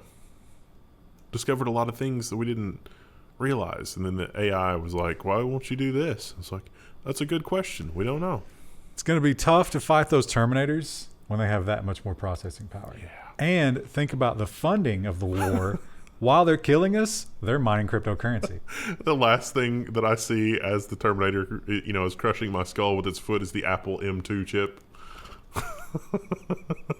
It's like, that figures. The Terminator was running on an Apple. So, yeah, it could be cool, but it could also be terrifying. I guess that's true of a lot of things. And photo on this article, just before we move on, you're talking about some sort of the dark energy here. You're talking about this guy? This blue guy? Blue the lighting. Senator Palpatine vibe. That's the CEO. There's a picture later in the article where he looks like normal, but they were like, let's use the one with the scary blue tint. I don't like it. Neat.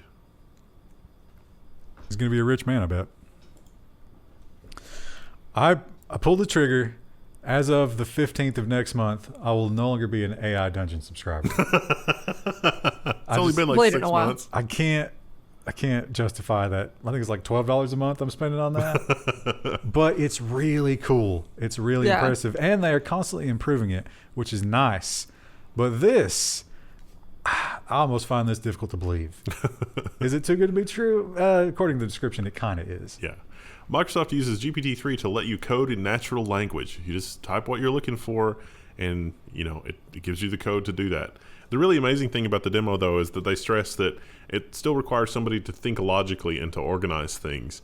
And certainly, I think I can speak for both of us and say that people cannot do that. Plenty of programmers who can't do that. Yeah. Yeah. So you can see here, this is a query, a database query, and they just type in what they want with the database query, and it's smart enough. I was thinking it was going to play that again. Can you give me? No. Sorry. Oh, well. But you just type in, a regular language, and it converts it into the query language, which not that impressive, but it does eliminate a job. I really would like to have the GPT-3 to where it's like, I would like for you to do this in this scenario and this in the other scenario. And GPT-3 should be like, all right, here's the conflict between those two things and why that's actually impossible. It should like leap out of the screen and like punch you in the face or do something like that. Because people get real mad when you point that out. And it's like, why are you telling me I can't do this? And it's like, well. What you do is you wire that up to a sensor or a trigger in the pneumatics of the chair. And it just drops you whenever you do something like that. You've given me an impossible set of logic. I'm imagining any of our clients trying to use this, because remember we had the one recently was like, your jobs won't exist soon. And I'm like, I've heard that for a long time, but. That was in reference to, what was it? One of the Adobe products getting better and better all the time. Yeah, they were like, "Oh, this will," and I'm like, "They've been saying that about a lot of text editors for a long time." That would be a fun engagement challenge. The Adobe, what was it? It was Adobe. It's gonna bother me until I can remember what it was. Oh, it was it was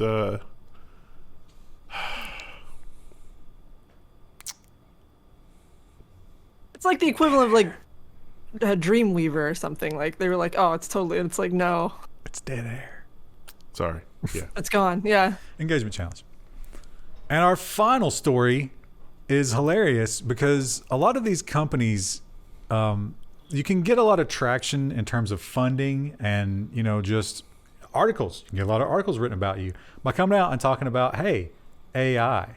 We're using machine learning and AI to revolutionize the industry. And people are like, oh my God, I want to be a part of that. But They've walked it back so hard. your customers might not quite understand what that means. And when you finally get to the point where you explain to them exactly how it works, then they might be a little terrified because it's extremely dystopian. A disturbing viral Twitter thread reveals how AI-powered insurance can go wrong. Lemonade tweeted about what it means to be an AI-first insurance company. It left a sour taste in many customers' mouths. So the idea with Lemonade is you would use your phone to take a video of whatever it was you were doing an insurance claim on. And they said that they used AI and machine learning to figure out if you were telling the truth. And they collected 1,600 data points from that video that normal insurance adjusters can't deal with. So people were like, wait a minute, this is going to be like, I've already experienced Kafka-esque horror in literally every other aspect of my life. The thing that we can't talk about on this program because we're trying to avoid the algorithm, what sort of Kafka-esque thing are you going to, and it's like, and now you're going to make me endure that? You're going to make me endure the algorithm for my insurance claims? Oh, hell no. I was thinking about that, like imagine a novel that starts out and it's like, today I curbed my speech and tried to think of a new way of saying something so that the robot that monitors me around the clock didn't rescind my reward tokens. Because we've done that That's 7 or 8 basically- times yeah. today. Yeah. But if you think about it in different terms. Also, somebody made a comment and they're like, you're not using Chomsky correctly because he wasn't political. Manufacturing consent's not political. You fail, sir.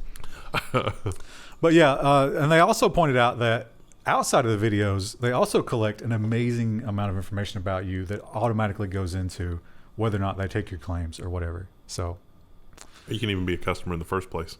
but that is their business model. Yeah. They were never secretive about that. People were just like, oh, insurance app. Yay. They didn't read. Not unlike the one your car is always complaining about.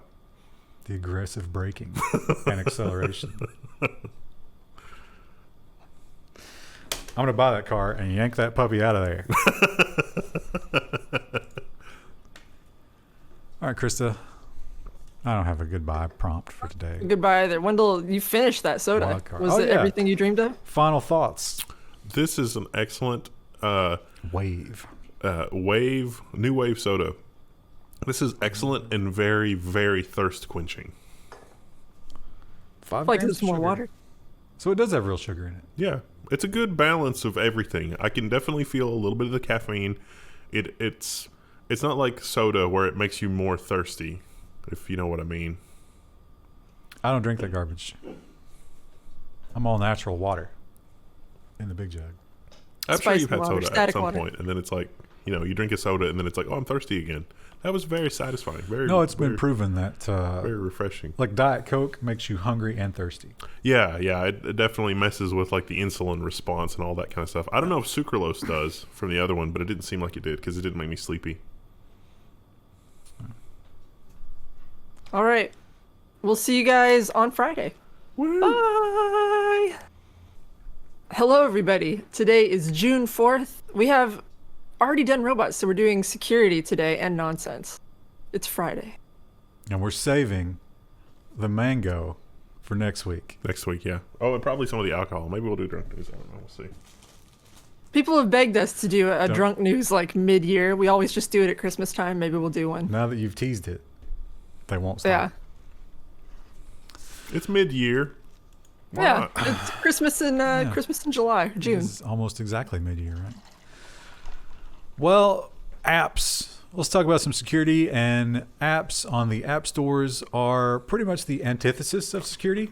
They are terrible. Now, in that Epic versus Apple lawsuit, I heard Tim Cook tell me that the whole reason they exist and make billions and trillions of dollars is because people want security, and that's their business model. And please, judge, please don't make us change our business model. Well, in terms of iOS, this is weird because they do almost always catch the bad guys. None of them slip through the cracks ever, which makes this weird. Scammy iOS app discovered that refuses to open unless you give it a good review. What?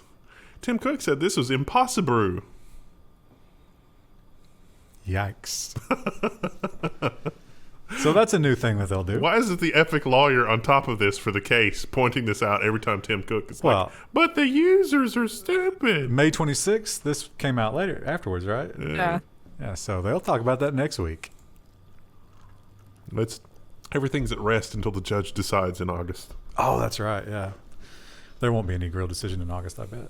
Yeah, the judge didn't seem like they wanted to invent new case law, so. Here's another one of these things that I guess maybe a year or 2 years ago, whenever we were talking about it, a lot of exactly like the China virus, this couldn't possibly be true. China. We would never let this happen. This is too crazy. I mean, the world, we're just not going to do this because imagine how this could go wrong. And yet. Google to use patient data to develop healthcare algorithms for hospital chain. The company will get access to anonymized patient data. I can't wait for the algorithm to detect that your DNA is hopeless and just like, no, it doesn't make sense for us to spend any resources on you. Didn't we? I remember reading about how few data points it takes to de-anonymize. It was a shockingly low number. And when it comes to healthcare, a particular risk, because your combination of diseases and badness could be very, very exclusive to you. I could really hear that stuff. You got some ASMR going on because it's the bubbles. The mic's not picking it up, or if it is, I don't hear it. Now you're maybe the viewers will. You're listening to the webcam. So, yeah. And Chrome extensions are perhaps a close second when it comes to the app stores in terms of just complete, you cannot trust them. You'd be crazy to install a lot of these things.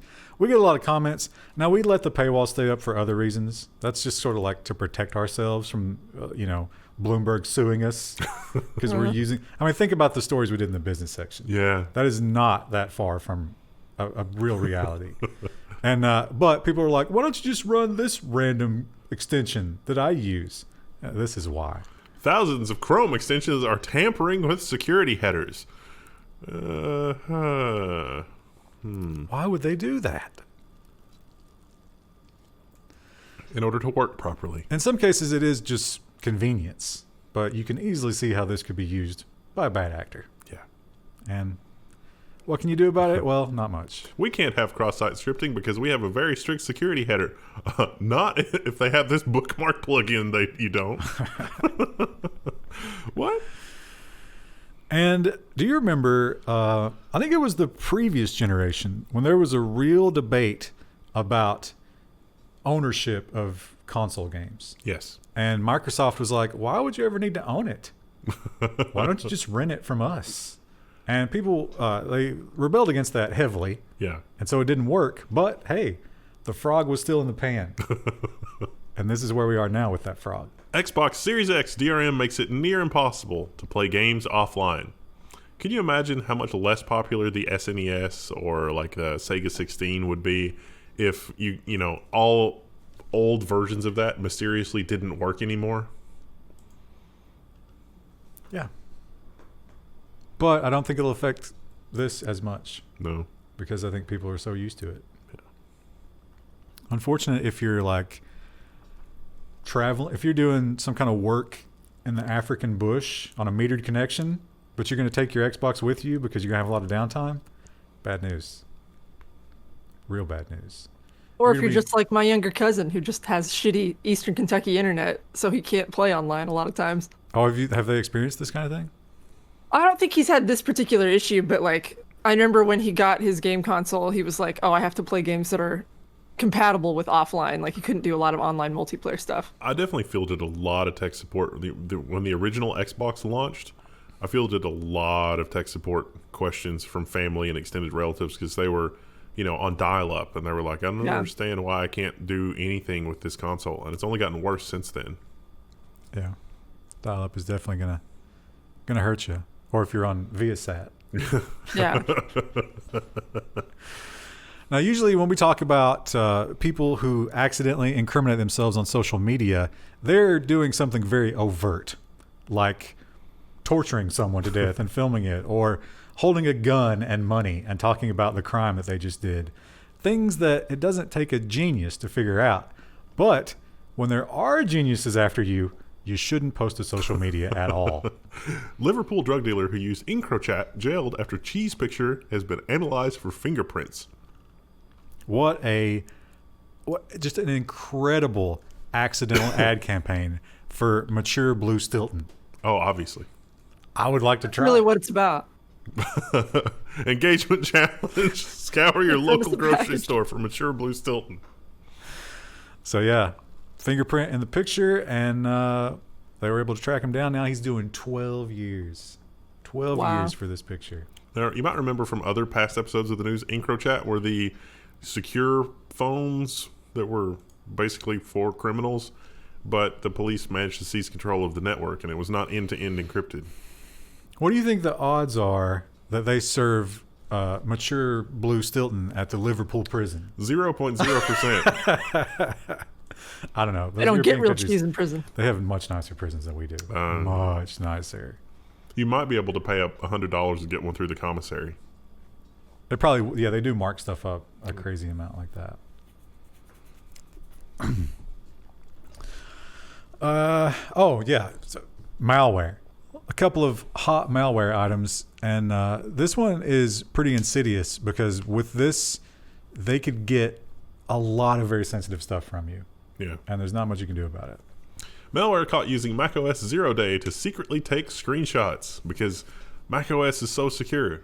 Now, from the Apple versus Epic lawsuit, the guy from Apple was saying, yes, the macOS platform is a twisted, disease-ridden, filthy. We want to make it like the iOS store. And so he would say, this is a result of filthy, filthy users being so stupid that they do this to themselves, when in fact this was an Apple flaw.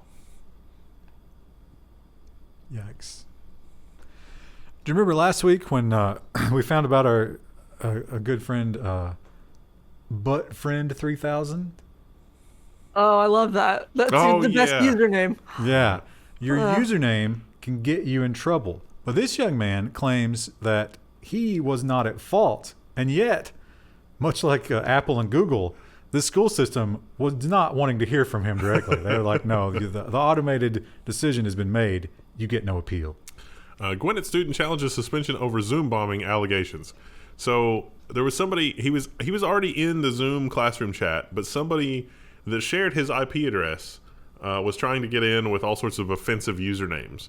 But when the Atlanta Journal-Constitution looked into it, a lot of people had the same IP address. Zoom may not have sent the correct IP addresses.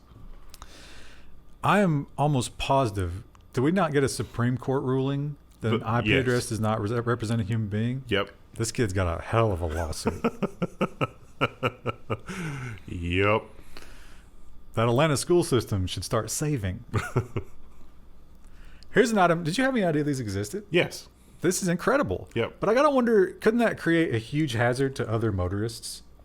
No, not necessarily. The elderly person version of this is not particularly violent. But this is on a motorcycle. Yeah. So, okay, I come off the motorcycle. You're behind me in a car. And I expand to 5 times my normal size. Yep. You're going to hit me. You were going to be hit regardless of whether or not. Yeah, but I would have gone over you. Oh, maybe. I would have been fine. Maybe. Yeah. But that's not the story here. The story here is, that's got to be criminal, right? I'm pretty sure I've seen this in every dystopian sci-fi series that there is. How can this not be criminal? Hackaday says, do you really own it? A motorcycle airbag requires an additional purchase to inflate. So you buy this jacket, but then there's a subscription. It's like, true peak capitalism. But the cost of the subscription is the big story here. Yeah. $400. Ooh. Yeah. If you don't have the subscription, it won't inflate. A load of bullshit. Yeah, that is I guess you'll make some money there in the beginning, but the PR has got to kill you. Yeah. Ultimately, right? If they rule against that, and they're like, no, you can't do that. Would that mean that you could also be like, because you're essentially charging a subscription service for like something that keeps you healthy and safe? Could you do that against like insurance as well? Well, they do make that argument that like a safety device should be exempt from all of those things because it is a safety device. And also, there's the argument for like, what if your subscription runs out in transit? Or your subscription runs out for your breaks. Yeah. Or how often does the subscription call home? And what if you're out of area? What happens then? Yeah. A lot of questions here. All of them point back to Maybe don't do that. An eventual Don't buy lawsuit. this. Peak capitalism, right here. What was it? There was a book where that you had to pay to use it for the convenience of using the door, and it was like $5, and like the characters were getting in arguments with the door constantly because the door wouldn't give them any more credit. I don't know that one. Not much different though, is it? No. Was it? I think it was Nero's Rome where they had the fire brigades, right? Yeah. So Yeah. they would. Some people accuse them of starting the fires, but when there was a fire, they would show up and they would be like, "Yeah, we're not really looking to put this out. We'll buy it from you though." For pennies on the dollar. And if you negotiated, they sat and watched it burn until you met their price. I don't see much different here. No. This seems very similar to me. Leaked emails show crime app Citizen is testing on-demand security force. Citizen will deploy private security forces at the request of app users, according to documents and sources. Privately funded security force? What could possibly go wrong? I got to think that if you contacted these people before you contacted the police and something real bad happened, like you had to shoot somebody, you're in a lot of trouble. So, but then again, maybe you'll get, like official bless by the police unions or whatever. I doubt it. Kind of doubt it. Worst, I think more likely what's going to happen is you're going to call 911 and they're going to have access to that other database they bought from somebody. And they're like, "Oh, I see here that you're a Citizen Brigade user." Click. Don't call us anymore. The Ireland last week experienced a ransomware attack against its medical network. And that's very disturbing. And you're like, "Oh my God, what if it happens to us?" And Reuters is here to tell us it already did. FBI says Connie ransomware gang has hit 16 U.S. health and emergency networks. The FBI said they're investigating. But yeah, it's not a great start because they've made a lot of money from that, which is only going to encourage and embolden them. First responders, man, what a dark thing to ransomware. You're ransomwaring ambulances. There's a few ransomware gangs that were like, we're going to explicitly exclude healthcare. But then there are other ransomware gangs like this one that's like, yeah, more for us. Sounds But good. it doesn't matter how many do that because the vacuum will always get filled. Yeah. There's always a terrible person Yeah. ready to step We'll go up. deeper. Yeah. And they'll take the risk too. Well, we have been learning for the past few weeks about how small we can get these transistors, and it's getting ridiculous. But what you might not think about when you think about how small those are getting are all those magnetic fields that are working with them are still kind of the same size. And these little bitty transistors have a weakness. Google says that rowhammer attacks are gaining some range as RAM is getting smaller. We're just about to enter the DDR5 era, if these leaks and everything else is to be believed. And DDR5, boy, it adds a lot for error correction, even in quote-unquote non-error correcting memory, because you just can't produce stuff this small without having errors in the substrate and errors in transit and errors in storage. There's still room for error correcting memory, explicitly error correcting memory with extra memory chips. Don't get me wrong. It's just that we've gotten to the point where, it's getting kind of dicey. So they can now jump 3 or 4 bits away with the rowhammer, which makes it way more effective. Good luck with that. And this one at first seemed like a really amazing headline, and it is true. They do have something here, and it is an exploit, but it would probably be pretty difficult to use in reality. But this, if we look back at Spectre? Yeah, Spectre, Apple, because like, oh, look what these idiots did with Spectre. And then they turned around and did the exact same thing. A shy Linux dev reveals that Miracle's flaw in the Apple M1 and pokes fun at similar flaws. So it's a flaw in the M1 that allows one process to communicate with another process, even though it's not explicitly supposed to be able to do that. And because it's, again, related to flaws in the ARM architecture and like how doing out of order execution and some other things like that. And just like Spectre, there is no fix. Fix it in the silicon next time around. But the M1s are forever poisoned. It is a 2-bit attack, literally a 2-bit attack. So they would have to be very dedicated to exfiltrate with that. But it can be done. Maybe the Chinese are working on that. Maybe. I don't know. We'll see. How long would it take them to get a cryptocurrency key? It'd take a while. Yeah.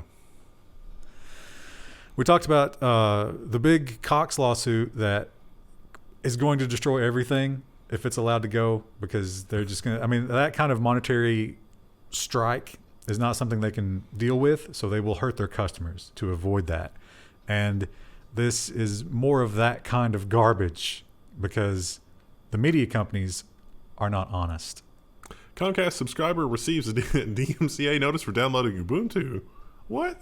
That's got to be a mistake. But then you look and it's like, no, the hash matches the Ubuntu desktop ISO image. And it says, under penalty of perjury, we swear that the rights holders have said to do this. In reality, this is probably the ISP just saying, what are you torrenting? Don't torrent that. It's probably piracy. But it's not actually piracy. Pretty much anything peer-to-peer. Yeah. They're going to flag. Just don't stop doing that. And that would have put that person on the list for Cox to disconnect. Yep. Absolutely. False positive, then what are you going to do about it? You going to get somebody on the phone at Cox? No, it's not worth the $1 billion risk in the lawsuit. Again, the theme of this show is the algorithm is oppressing you. There's nothing you can do about it. And it's going to lead to a breaking point. Like, everything is going to collapse because no one can live like this. The story, I put it in here because it's about black holes. And we know that Krista has an irrational fear of black holes. But one thing about it, Krista, is this does give you a pretty good description of what it might be like to enter one, which we have to assume you will someday.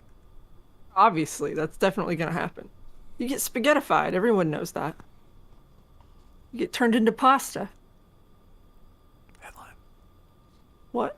Read the headline. Oh, sorry. Stranger than anything dreamed up by sci-fi. Will we ever understand black holes? No. It talks about the answer is no. spaghettification and some other stuff. Yeah, they describe it as probably being an uncomfortable situation to be in. I don't like it. I do like this visualization they have in the article. That looks cool. This top one, yeah. Yeah. I would never think of black holes as being orange. I guess that's the light that's being sucked in. Yeah, I think so. Just think about that, Spooky. Kristen. As you're going to sleep tonight, just think about that. Going in feet first. Your little toes just getting stretched out. Like mozzarella. And the other thing that we know that you're irrationally afraid of is, of course, velociraptors. Right. I saw Jurassic Park at entirely too young of an age. Which doesn't exist. But I'm here to tell you that you should perhaps be more afraid of the Stegosaurus. Because in 2021... no one has died from a velociraptor. Yet. Missing man found dead inside Spanish dinosaur statue. Police say it's likely the 39-year-old got stuck trying to retrieve his mobile phone after dropping it. And then That's died. horrific. Now, here's the thing about this that confused me. They describe this as a paper mache statue. How strong can paper mache get? If you layer it up, probably pretty strong. Yeah. I feel like I could break out of a paper mache dinosaur. Well, it looks like it's in a public square and it's out in the open, so it was probably also waterproofed with some sort of material. I think it is quite big as well. They claim he probably climbed in during the mouth. Do you think he was trying to film to see what was inside of it? Probably. Drop the phone. And then nobody heard his screams as he died, I guess. Or maybe horrific. he was just really polite and didn't want to bother anybody. He was just tapping on the side please, anybody? Also, another great reason to always carry a knife. My apologies to the European viewers. Literally illegal for them to carry that. They can't even carry a spoon. That's Great Britain, not Europe. Different, technically. This is not the first time we've seen this, but it is getting more and more mainstream acceptance. Maybe I'm just showing my age here, but if I was a parent, and I'm certainly in the age group that could be a college-aged parent, I would be furious if I found out my kids were spending my money on this. College credit for playing video games at some California campuses, it's happening. My takeaway was a little different. It was, we can make money from esports? Yes. Let's encourage that. They force you to take a gym class when you're in college and undergrad, so screw it. Fine, then let's do this too. I had to play parachute as a 20-year-old. I mean, that in a gym class in college. I think my life probably would have been better if I would have been properly educated about diet and exercise. Turns out most of that stuff is garbage. They've been lying to us about that. I had to do something completely counterintuitive. Tom Cruise is going to space. Yes. He's filming a movie, but Putin says not so fast. We're doing it first. So now it's a space race. Remember that the other space race we had? This is not as exciting. But this is something that seems like it is picking up a lot of traction in the entertainment world. Astronauts on set. Space station may host a wave of TV shows and films. It's going to be like in Family Guy, where it's like, remember that one time I was on the space station, and then it just cuts to the space station, and it's the same in every show. Yeah, they're not going to be able to do much exciting stuff up there. No. Tom Cruise, though, is famous for doing his own stunts and being willing to do the really dangerous stuff. Do you think they will let him? Yeah, he'll show up and it's like, I brought my own det cord. And they're like, what? How did you smuggle det cord on board? It's like, don't worry about it. Can you imagine the shock, the national shock, if we just lost Tom Cruise and he was just drifting out into space? What if he secretly thinks he's on a mission, like for the a Mission Impossible thing? Xenu. Yeah. He sneaks in, reconfigures some of the scanners to look for those DC-10s on the other side of Jupiter. I could totally see him believing that easily. Here's a fiction. This is art, life imitating art, and vice versa, but in a really dark way. How did who is paying for this? How did a group of people sit around a conference room table and say, you know what, I think we get away with this? Kevin Spacey has been cast in the first film since being accused of sexual misconduct. It's going to be an Italian film with an Italian director. And the director said, I don't think he did it. Do you think that they were sitting around and it's like, there's no way we'll get away with this? And somebody was like, cuties? They did get away with that, didn't they? Cuties? Or wait, no, that was French. We wait long enough, people will remember. They're close enough. Then we can just recast them again instead of finding new talent that doesn't, do these kinds of things. He does not play a character who is accused of his crimes. He is playing a lawyer who represents a character who is accused of the same crimes he was accused of. I think the justice for cuties thing is like, if all of those little girls turn out to be like well-rounded and well-adjusted, nothing bad happens.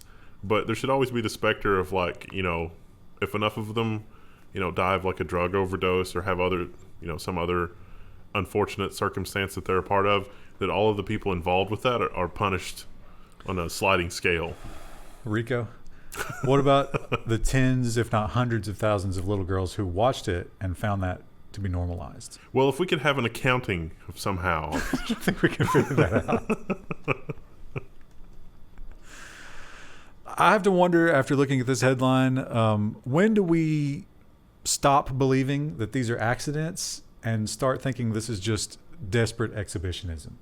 Could be. After the first one, would that not be just at the top of your mind every constantly? time? Yeah. How does this happen? MP says he urinated on camera without realizing a month after he was caught naked. Whoops. I think that's a guy who's just really proud of his junk. He wants people to see it. He's apologized. He also said that he was going to take some time. Oh, I will be stepping aside temporarily from my role as parliamentary secretary and from my committee duties so that I can seek assistance. What sort of assistance can you get for this? Technical training? He's getting some sort of implant so he doesn't have to pee on conference calls anymore. Like what? A permanent cat. Artificial bladder. Colostomy bag. I'll do anything for this job. So yeah, the whole like naked on Zoom thing, I get how it happens once because you're in your own home and your defense is down. But after the first time, I don't see an excuse. Emojis are super popular, but who controls the emoji list? Apple and Google. They are the gatekeepers. They decide who gets to have emojis and who doesn't. And some people now, I guess this is kind of like the Twitter check, right? If you don't have an emoji, are you even... You're just not even real. Yeah, is your little municipality even worth having? I don't even know. CBC.ca says that Quebec needs its own emoji as soon as possible, say legislators in a unanimous vote. Ah, the Quebecois. How much, if you were Tim Cook, what price would you put on adding a new emoji by request? 10 million. You think they've got it? Yeah. I'm sure they couldn't put that money toward, like housing. No. Or improving the roads or something like that. Nothing will improve Quebecois life as much as having our own emoji. And then you got to do it for both keyboards, right? Hmm.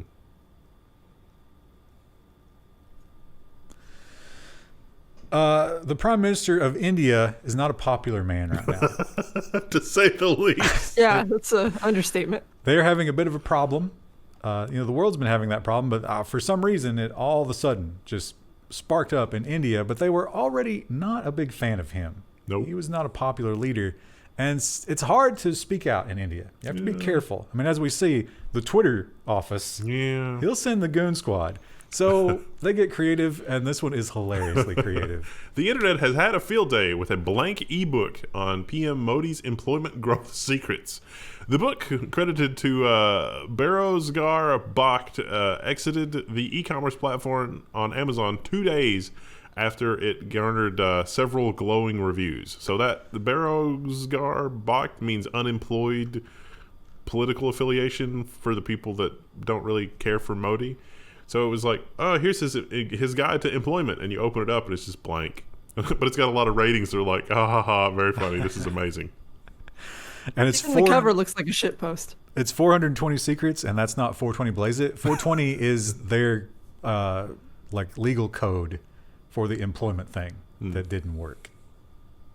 So yeah, $0. So at least he's not trying to fleece anybody. Yeah. Bravo, good sir. Bravo. But yes, of course, this triggered the Gestapo. Now, when it comes to China, a lot of sensitive things in China that you're not allowed to talk about. Previously, of course, you couldn't talk about Hong Kong very much. They've solved that. But now the big one is Taiwan. They do not care for Taiwan being called a country because according to them, Taiwan is a part of the country of China. And if you say otherwise, they'll notice. They'll notice quickly, and there will be a backlash. And some people really, really want to do business in China. Like maybe in the movie theaters, they want the Chinese people to like them. So they do things that I find disgusting. John Cena apologizes for describing Taiwan as a country in Mandarin. How many takes do you think that was? 73. He might speak Mandarin. I doubt it. That's Fast and the Furious. I didn't know that John Cena was a Fast and the Furious guy. Has anybody not been in Fast and the Furious at this point? Didn't they just release another one? It's amazing how many sequels that thing has. But yeah, his statement, and it wasn't like a friendly statement either. It was just like, yeah, Taiwan's not a country. Sorry, I should have never said that. That's horrifying. And he is a rich man too. Yeah. He doesn't need to do that. No. He just wants to because he wants to be richer still. That's horrifying. There's a lot of memes about John Cena, but I don't understand them because I never watched the wrestling at that It's time. his intro music that's like the meme song. The horns, yeah. Do do do do. This is like sad horns when you read this headline. Dun, dun, dun, dun. It's like, out of tune. Or, it starts out as the horns and then it merges into like classical Chinese. Is that the sound of the song- tanks? The big waving red flag in the background. Krista, you said you saw some cicadas. I still have not. I have seen a couple out in my yard, and then a friend of mine, lives like in town in an apartment, and she's seen a ton. She sent me a bunch of pictures. Wow. There is a substantial colony in my backyard. Really? Oh. Substantial. Did you, Krista, when you saw those pictures, did you immediately contact the authorities? No, I didn't. I was just like, ew, gross, and then I went about my day. That might have been the right move. Oh, girl, you think they're gross? Well, I have a vivid memory from a kid like playing on a tire swing one year when the cicadas were out, and like I went to push myself off against the tree, and it was covered in cicada corpses, and it was really nasty. There's a part of my yard that when you walk through it, it's crunchy. Oh, Yeah. Because Yeah. they're not dead. It's they've molted or whatever. Yeah, it's they're gross. They're little crusts or Yeah. anything. Well, Krista, you might have done the right thing because, in fact, the authorities are urging people not to contact them when it comes to the cicadas. Georgia County urges residents to stop calling 911 over cicadas. The bugs hum at a level so loud, it's roughly the equivalent of a lawnmower. They are annoying. Yeah. I've heard a few, but it's not been that bad out here. No, you need a bunch of them together to get that, like That really loud hum, yeah. the roar, the cicada roar. They get the bro force thing going where it's like, no, I'm going to be louder. No, I'm going to be louder. No, I'm going to be louder. But here's the thing. Walk me through what you think in the mind of these people was going to happen after they called the cops on the cicadas. I just assumed that they were so stupid they had no idea what was happening. Like, I hear a low hum. I don't know what's going on. And they're just like, oh, that's just the cicadas. And then that's the end of the call. I bet some of them really expected cops to show up, like maybe even a SWAT team, and just start shooting. Cops are just shooting the ground where the cicadas are. Get down! Put your little wings up. Just firing into the air. I don't know where the hum's coming from. I don't know what's happening.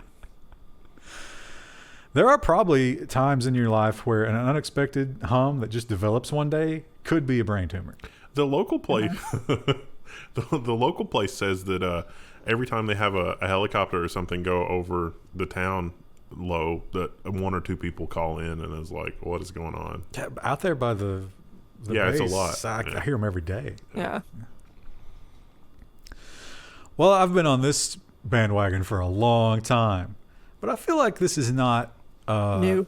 Well, it's not only not new, but I don't think it's necessarily a bad thing because once you accept this, you are free to sort of like shake off the shackles. I've been trying to get Mom to subscribe to this so she could shake off the shackles, but it's not happening. Because at this point, when you accept this, then your life, the only thing that you need to do in your life is just maximize the endorphins. That's where I'm at. I'm maximizing my endorphins. Good news for nihilists. Life is meaningless after all, say philosophers.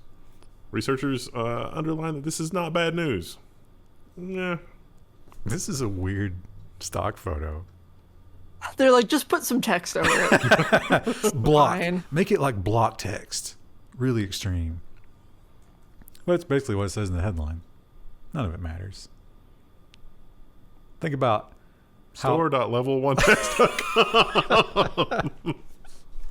Think about Thomas Jefferson, all right? Thomas Jefferson probably, he was enriching himself. Let's not pretend that he wasn't. He was a capitalist for sure.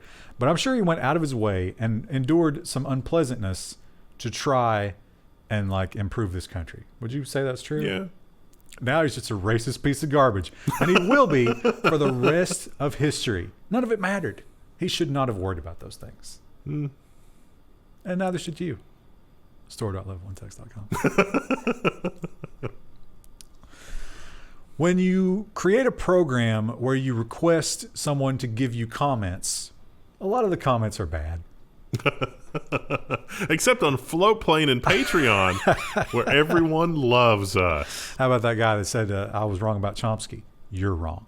You're really butthurt about that, huh? But sometimes And this is true for us as well. Sometimes you get some real gems in the comments, and I really, you know whose comments I love? The USS Liberty incident. I was going to say, that would have been my guess. Person drunk texts through thought-provoking questions to SC Aquarium's educational number. So if you have a town with an aquarium, it was like, hey, ask us a question, whatever. And so he texted some questions, and it was like, hey, what was it like, in our area 10,000 years ago? And the aquarium was like, well, it was like this, and this is the thing. And then I guess they woke up the next morning after they were sober. There was a link to Twitter there. I saw it. Oh, yeah, me too. Gone now. Yeah, it's just a link to the aquarium. Oh. So these were some excellent questions, and to their credit, they answered them. Yep. And then he thanked them. Was like, oh, I'm sober now. Thank you. Why do seahorses grab anything they can with their prehensile tail? Because they're not very good swimmers. I need to go read that because I want to know. Well, I just told you why. Oh, did you already read the answer to that one? So that's cool. I like that, the aquarium is going to help us out with these kinds of things. Now, when you put a form on the internet that someone is allowed to fill out, you got to be careful about a lot of things.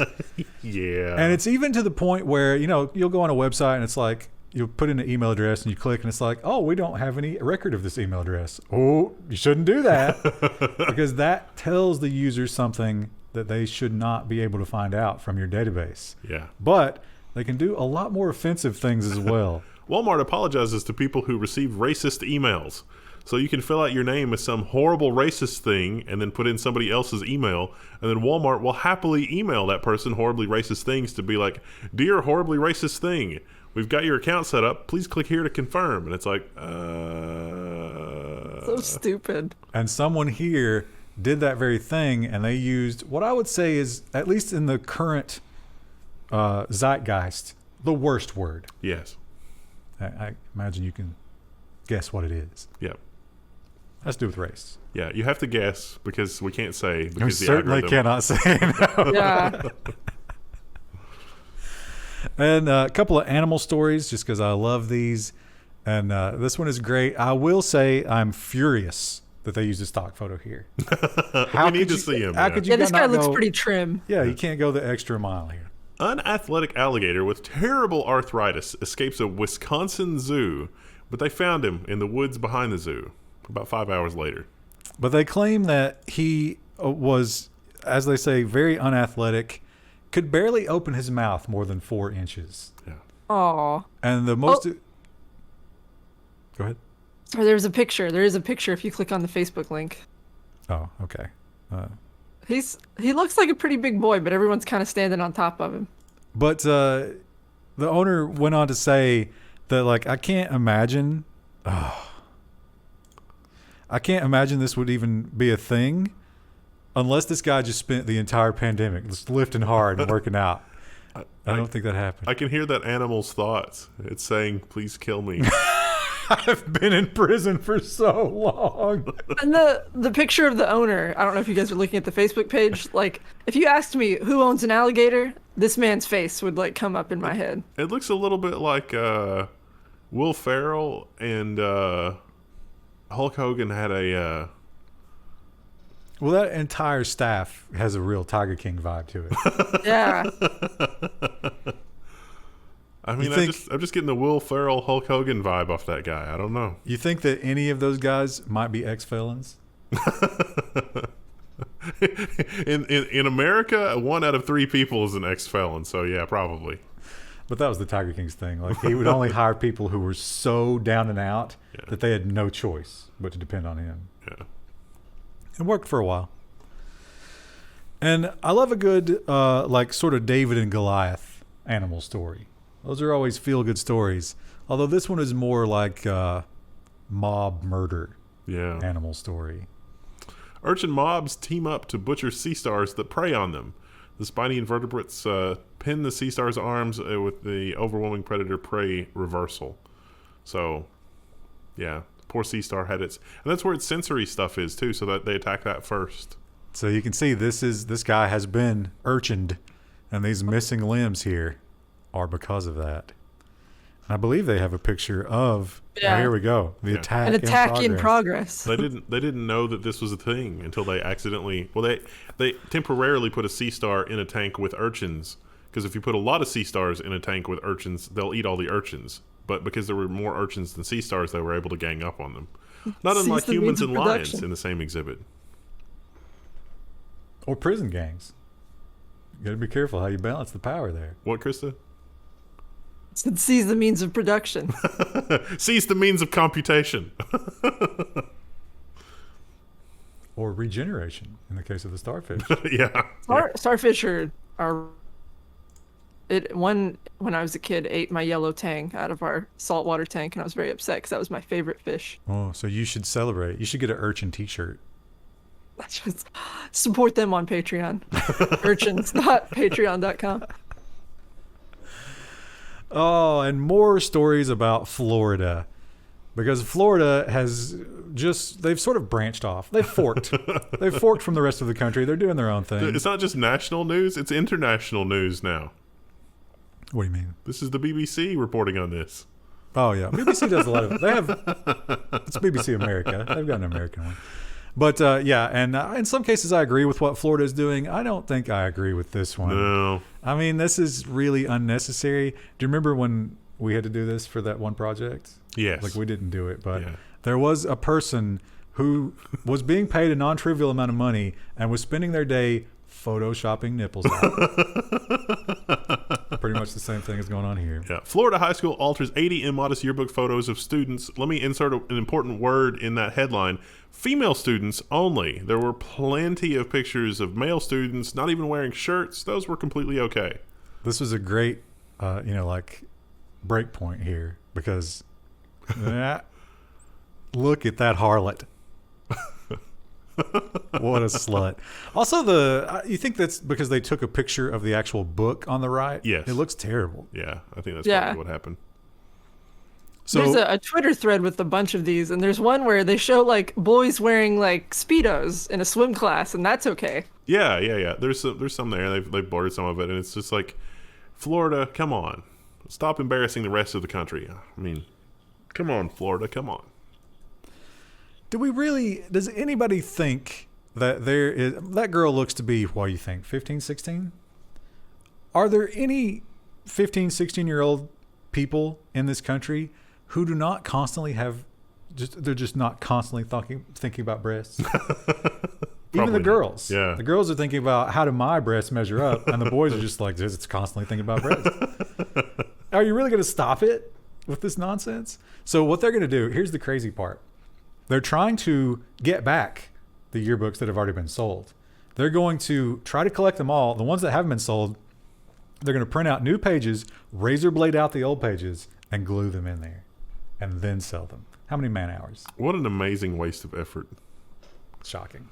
We should just pave the planet and put in the super galactic highway. Nothing of value was lost. That girl, oh no, that's the senior yearbook, right? Yeah. So that girl might be 18. She's going to be on Reddit Gone Wild next week. All this is going to be for nothing. Oh, we already did this one, didn't we? Yep. That was the Charlie bit my finger. It is like, does it go in nonsense? Does it go in business? I don't know. I've encountered it twice and made a different decision. Yeah. Well, one thing that I think we can agree on, no matter what your background, no matter what your belief system, one thing we know about Jesus, he needs money. Constantly. He always needs money. And the Mormons have found a great way to give it to him. Mormon Church cashes in on GameStop and Tesla stock craze. So they were able to invest, they were able to buy the dip, diamond hands, smooth brain, whatever.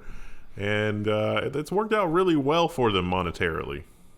They made like $8 million. Or maybe they sold for $8 million. It wasn't all profit, but still a tidy profit. Somebody's going to have a lot of fun now that all the tax returns are in. They're going to go through all the nonprofits and churches and stuff and look for similar things in nonprofits. This is probably not the first story we're going to hear like this, in all honesty. Aren't they still exempt from that? Yeah, but you still have to report it. Like, you still have to report your income, and it's a matter of public record. Otherwise, you get into corruption and stuff. At least around here it is. But, I mean, I don't think it's Like, should we not have that? Because they invest in other stuff, churches. No, yeah, it's fine. Yeah. It's fine. I just would be curious to know. Well, a duo of Tinder stories. Have we ever had 2 Tinder stories in a row?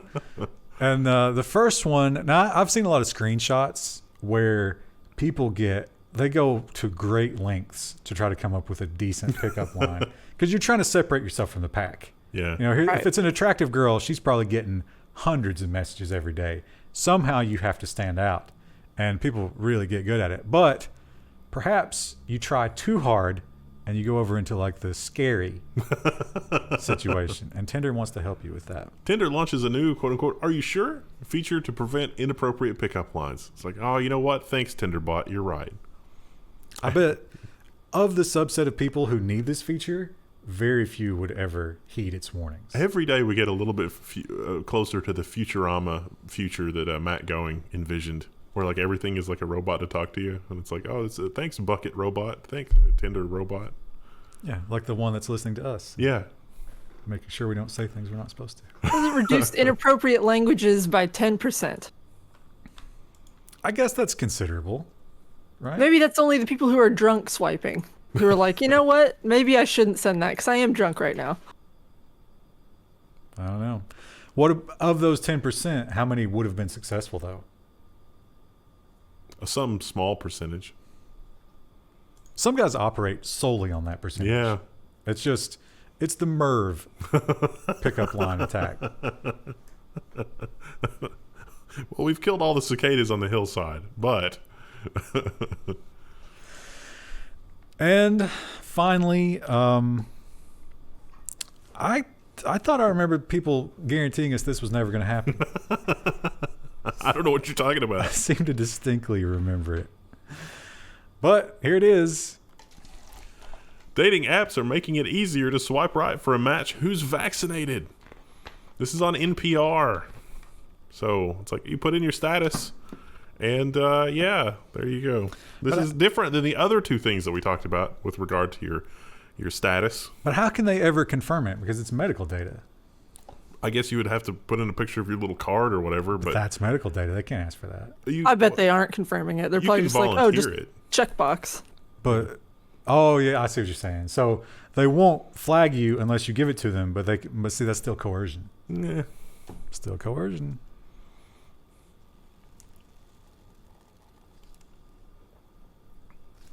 I got nothing else to say about that. Yeah. We should thank Morgan. Thank you, Morgan. The soda was delicious. And there'll be more next week, probably. Oh, you think we found a new shipments? No, there's more stuff to drink that's different. Oh, yeah. What'd you say, Krista? There's a new favorite from that box, the tangerine one. I do like the tangerine. I've only got one more can of the tangerine, and I think I'll save it, but it's a very satisfying, thirst-quenching drink. It really is. I don't know if we get this here, but we do have these, like, sparkling orange sodas here. Yeah. So maybe you could find an equivalent, a different brand that's the same kind of thing. It'd be worth trying. If they could have this kind of an experience with more of an orangey taste, it'd probably be perfect. That'd be A+. A++. Something to look forward to, chat. All right. All right. We'll see you next week. See ya. Bye. Thanks.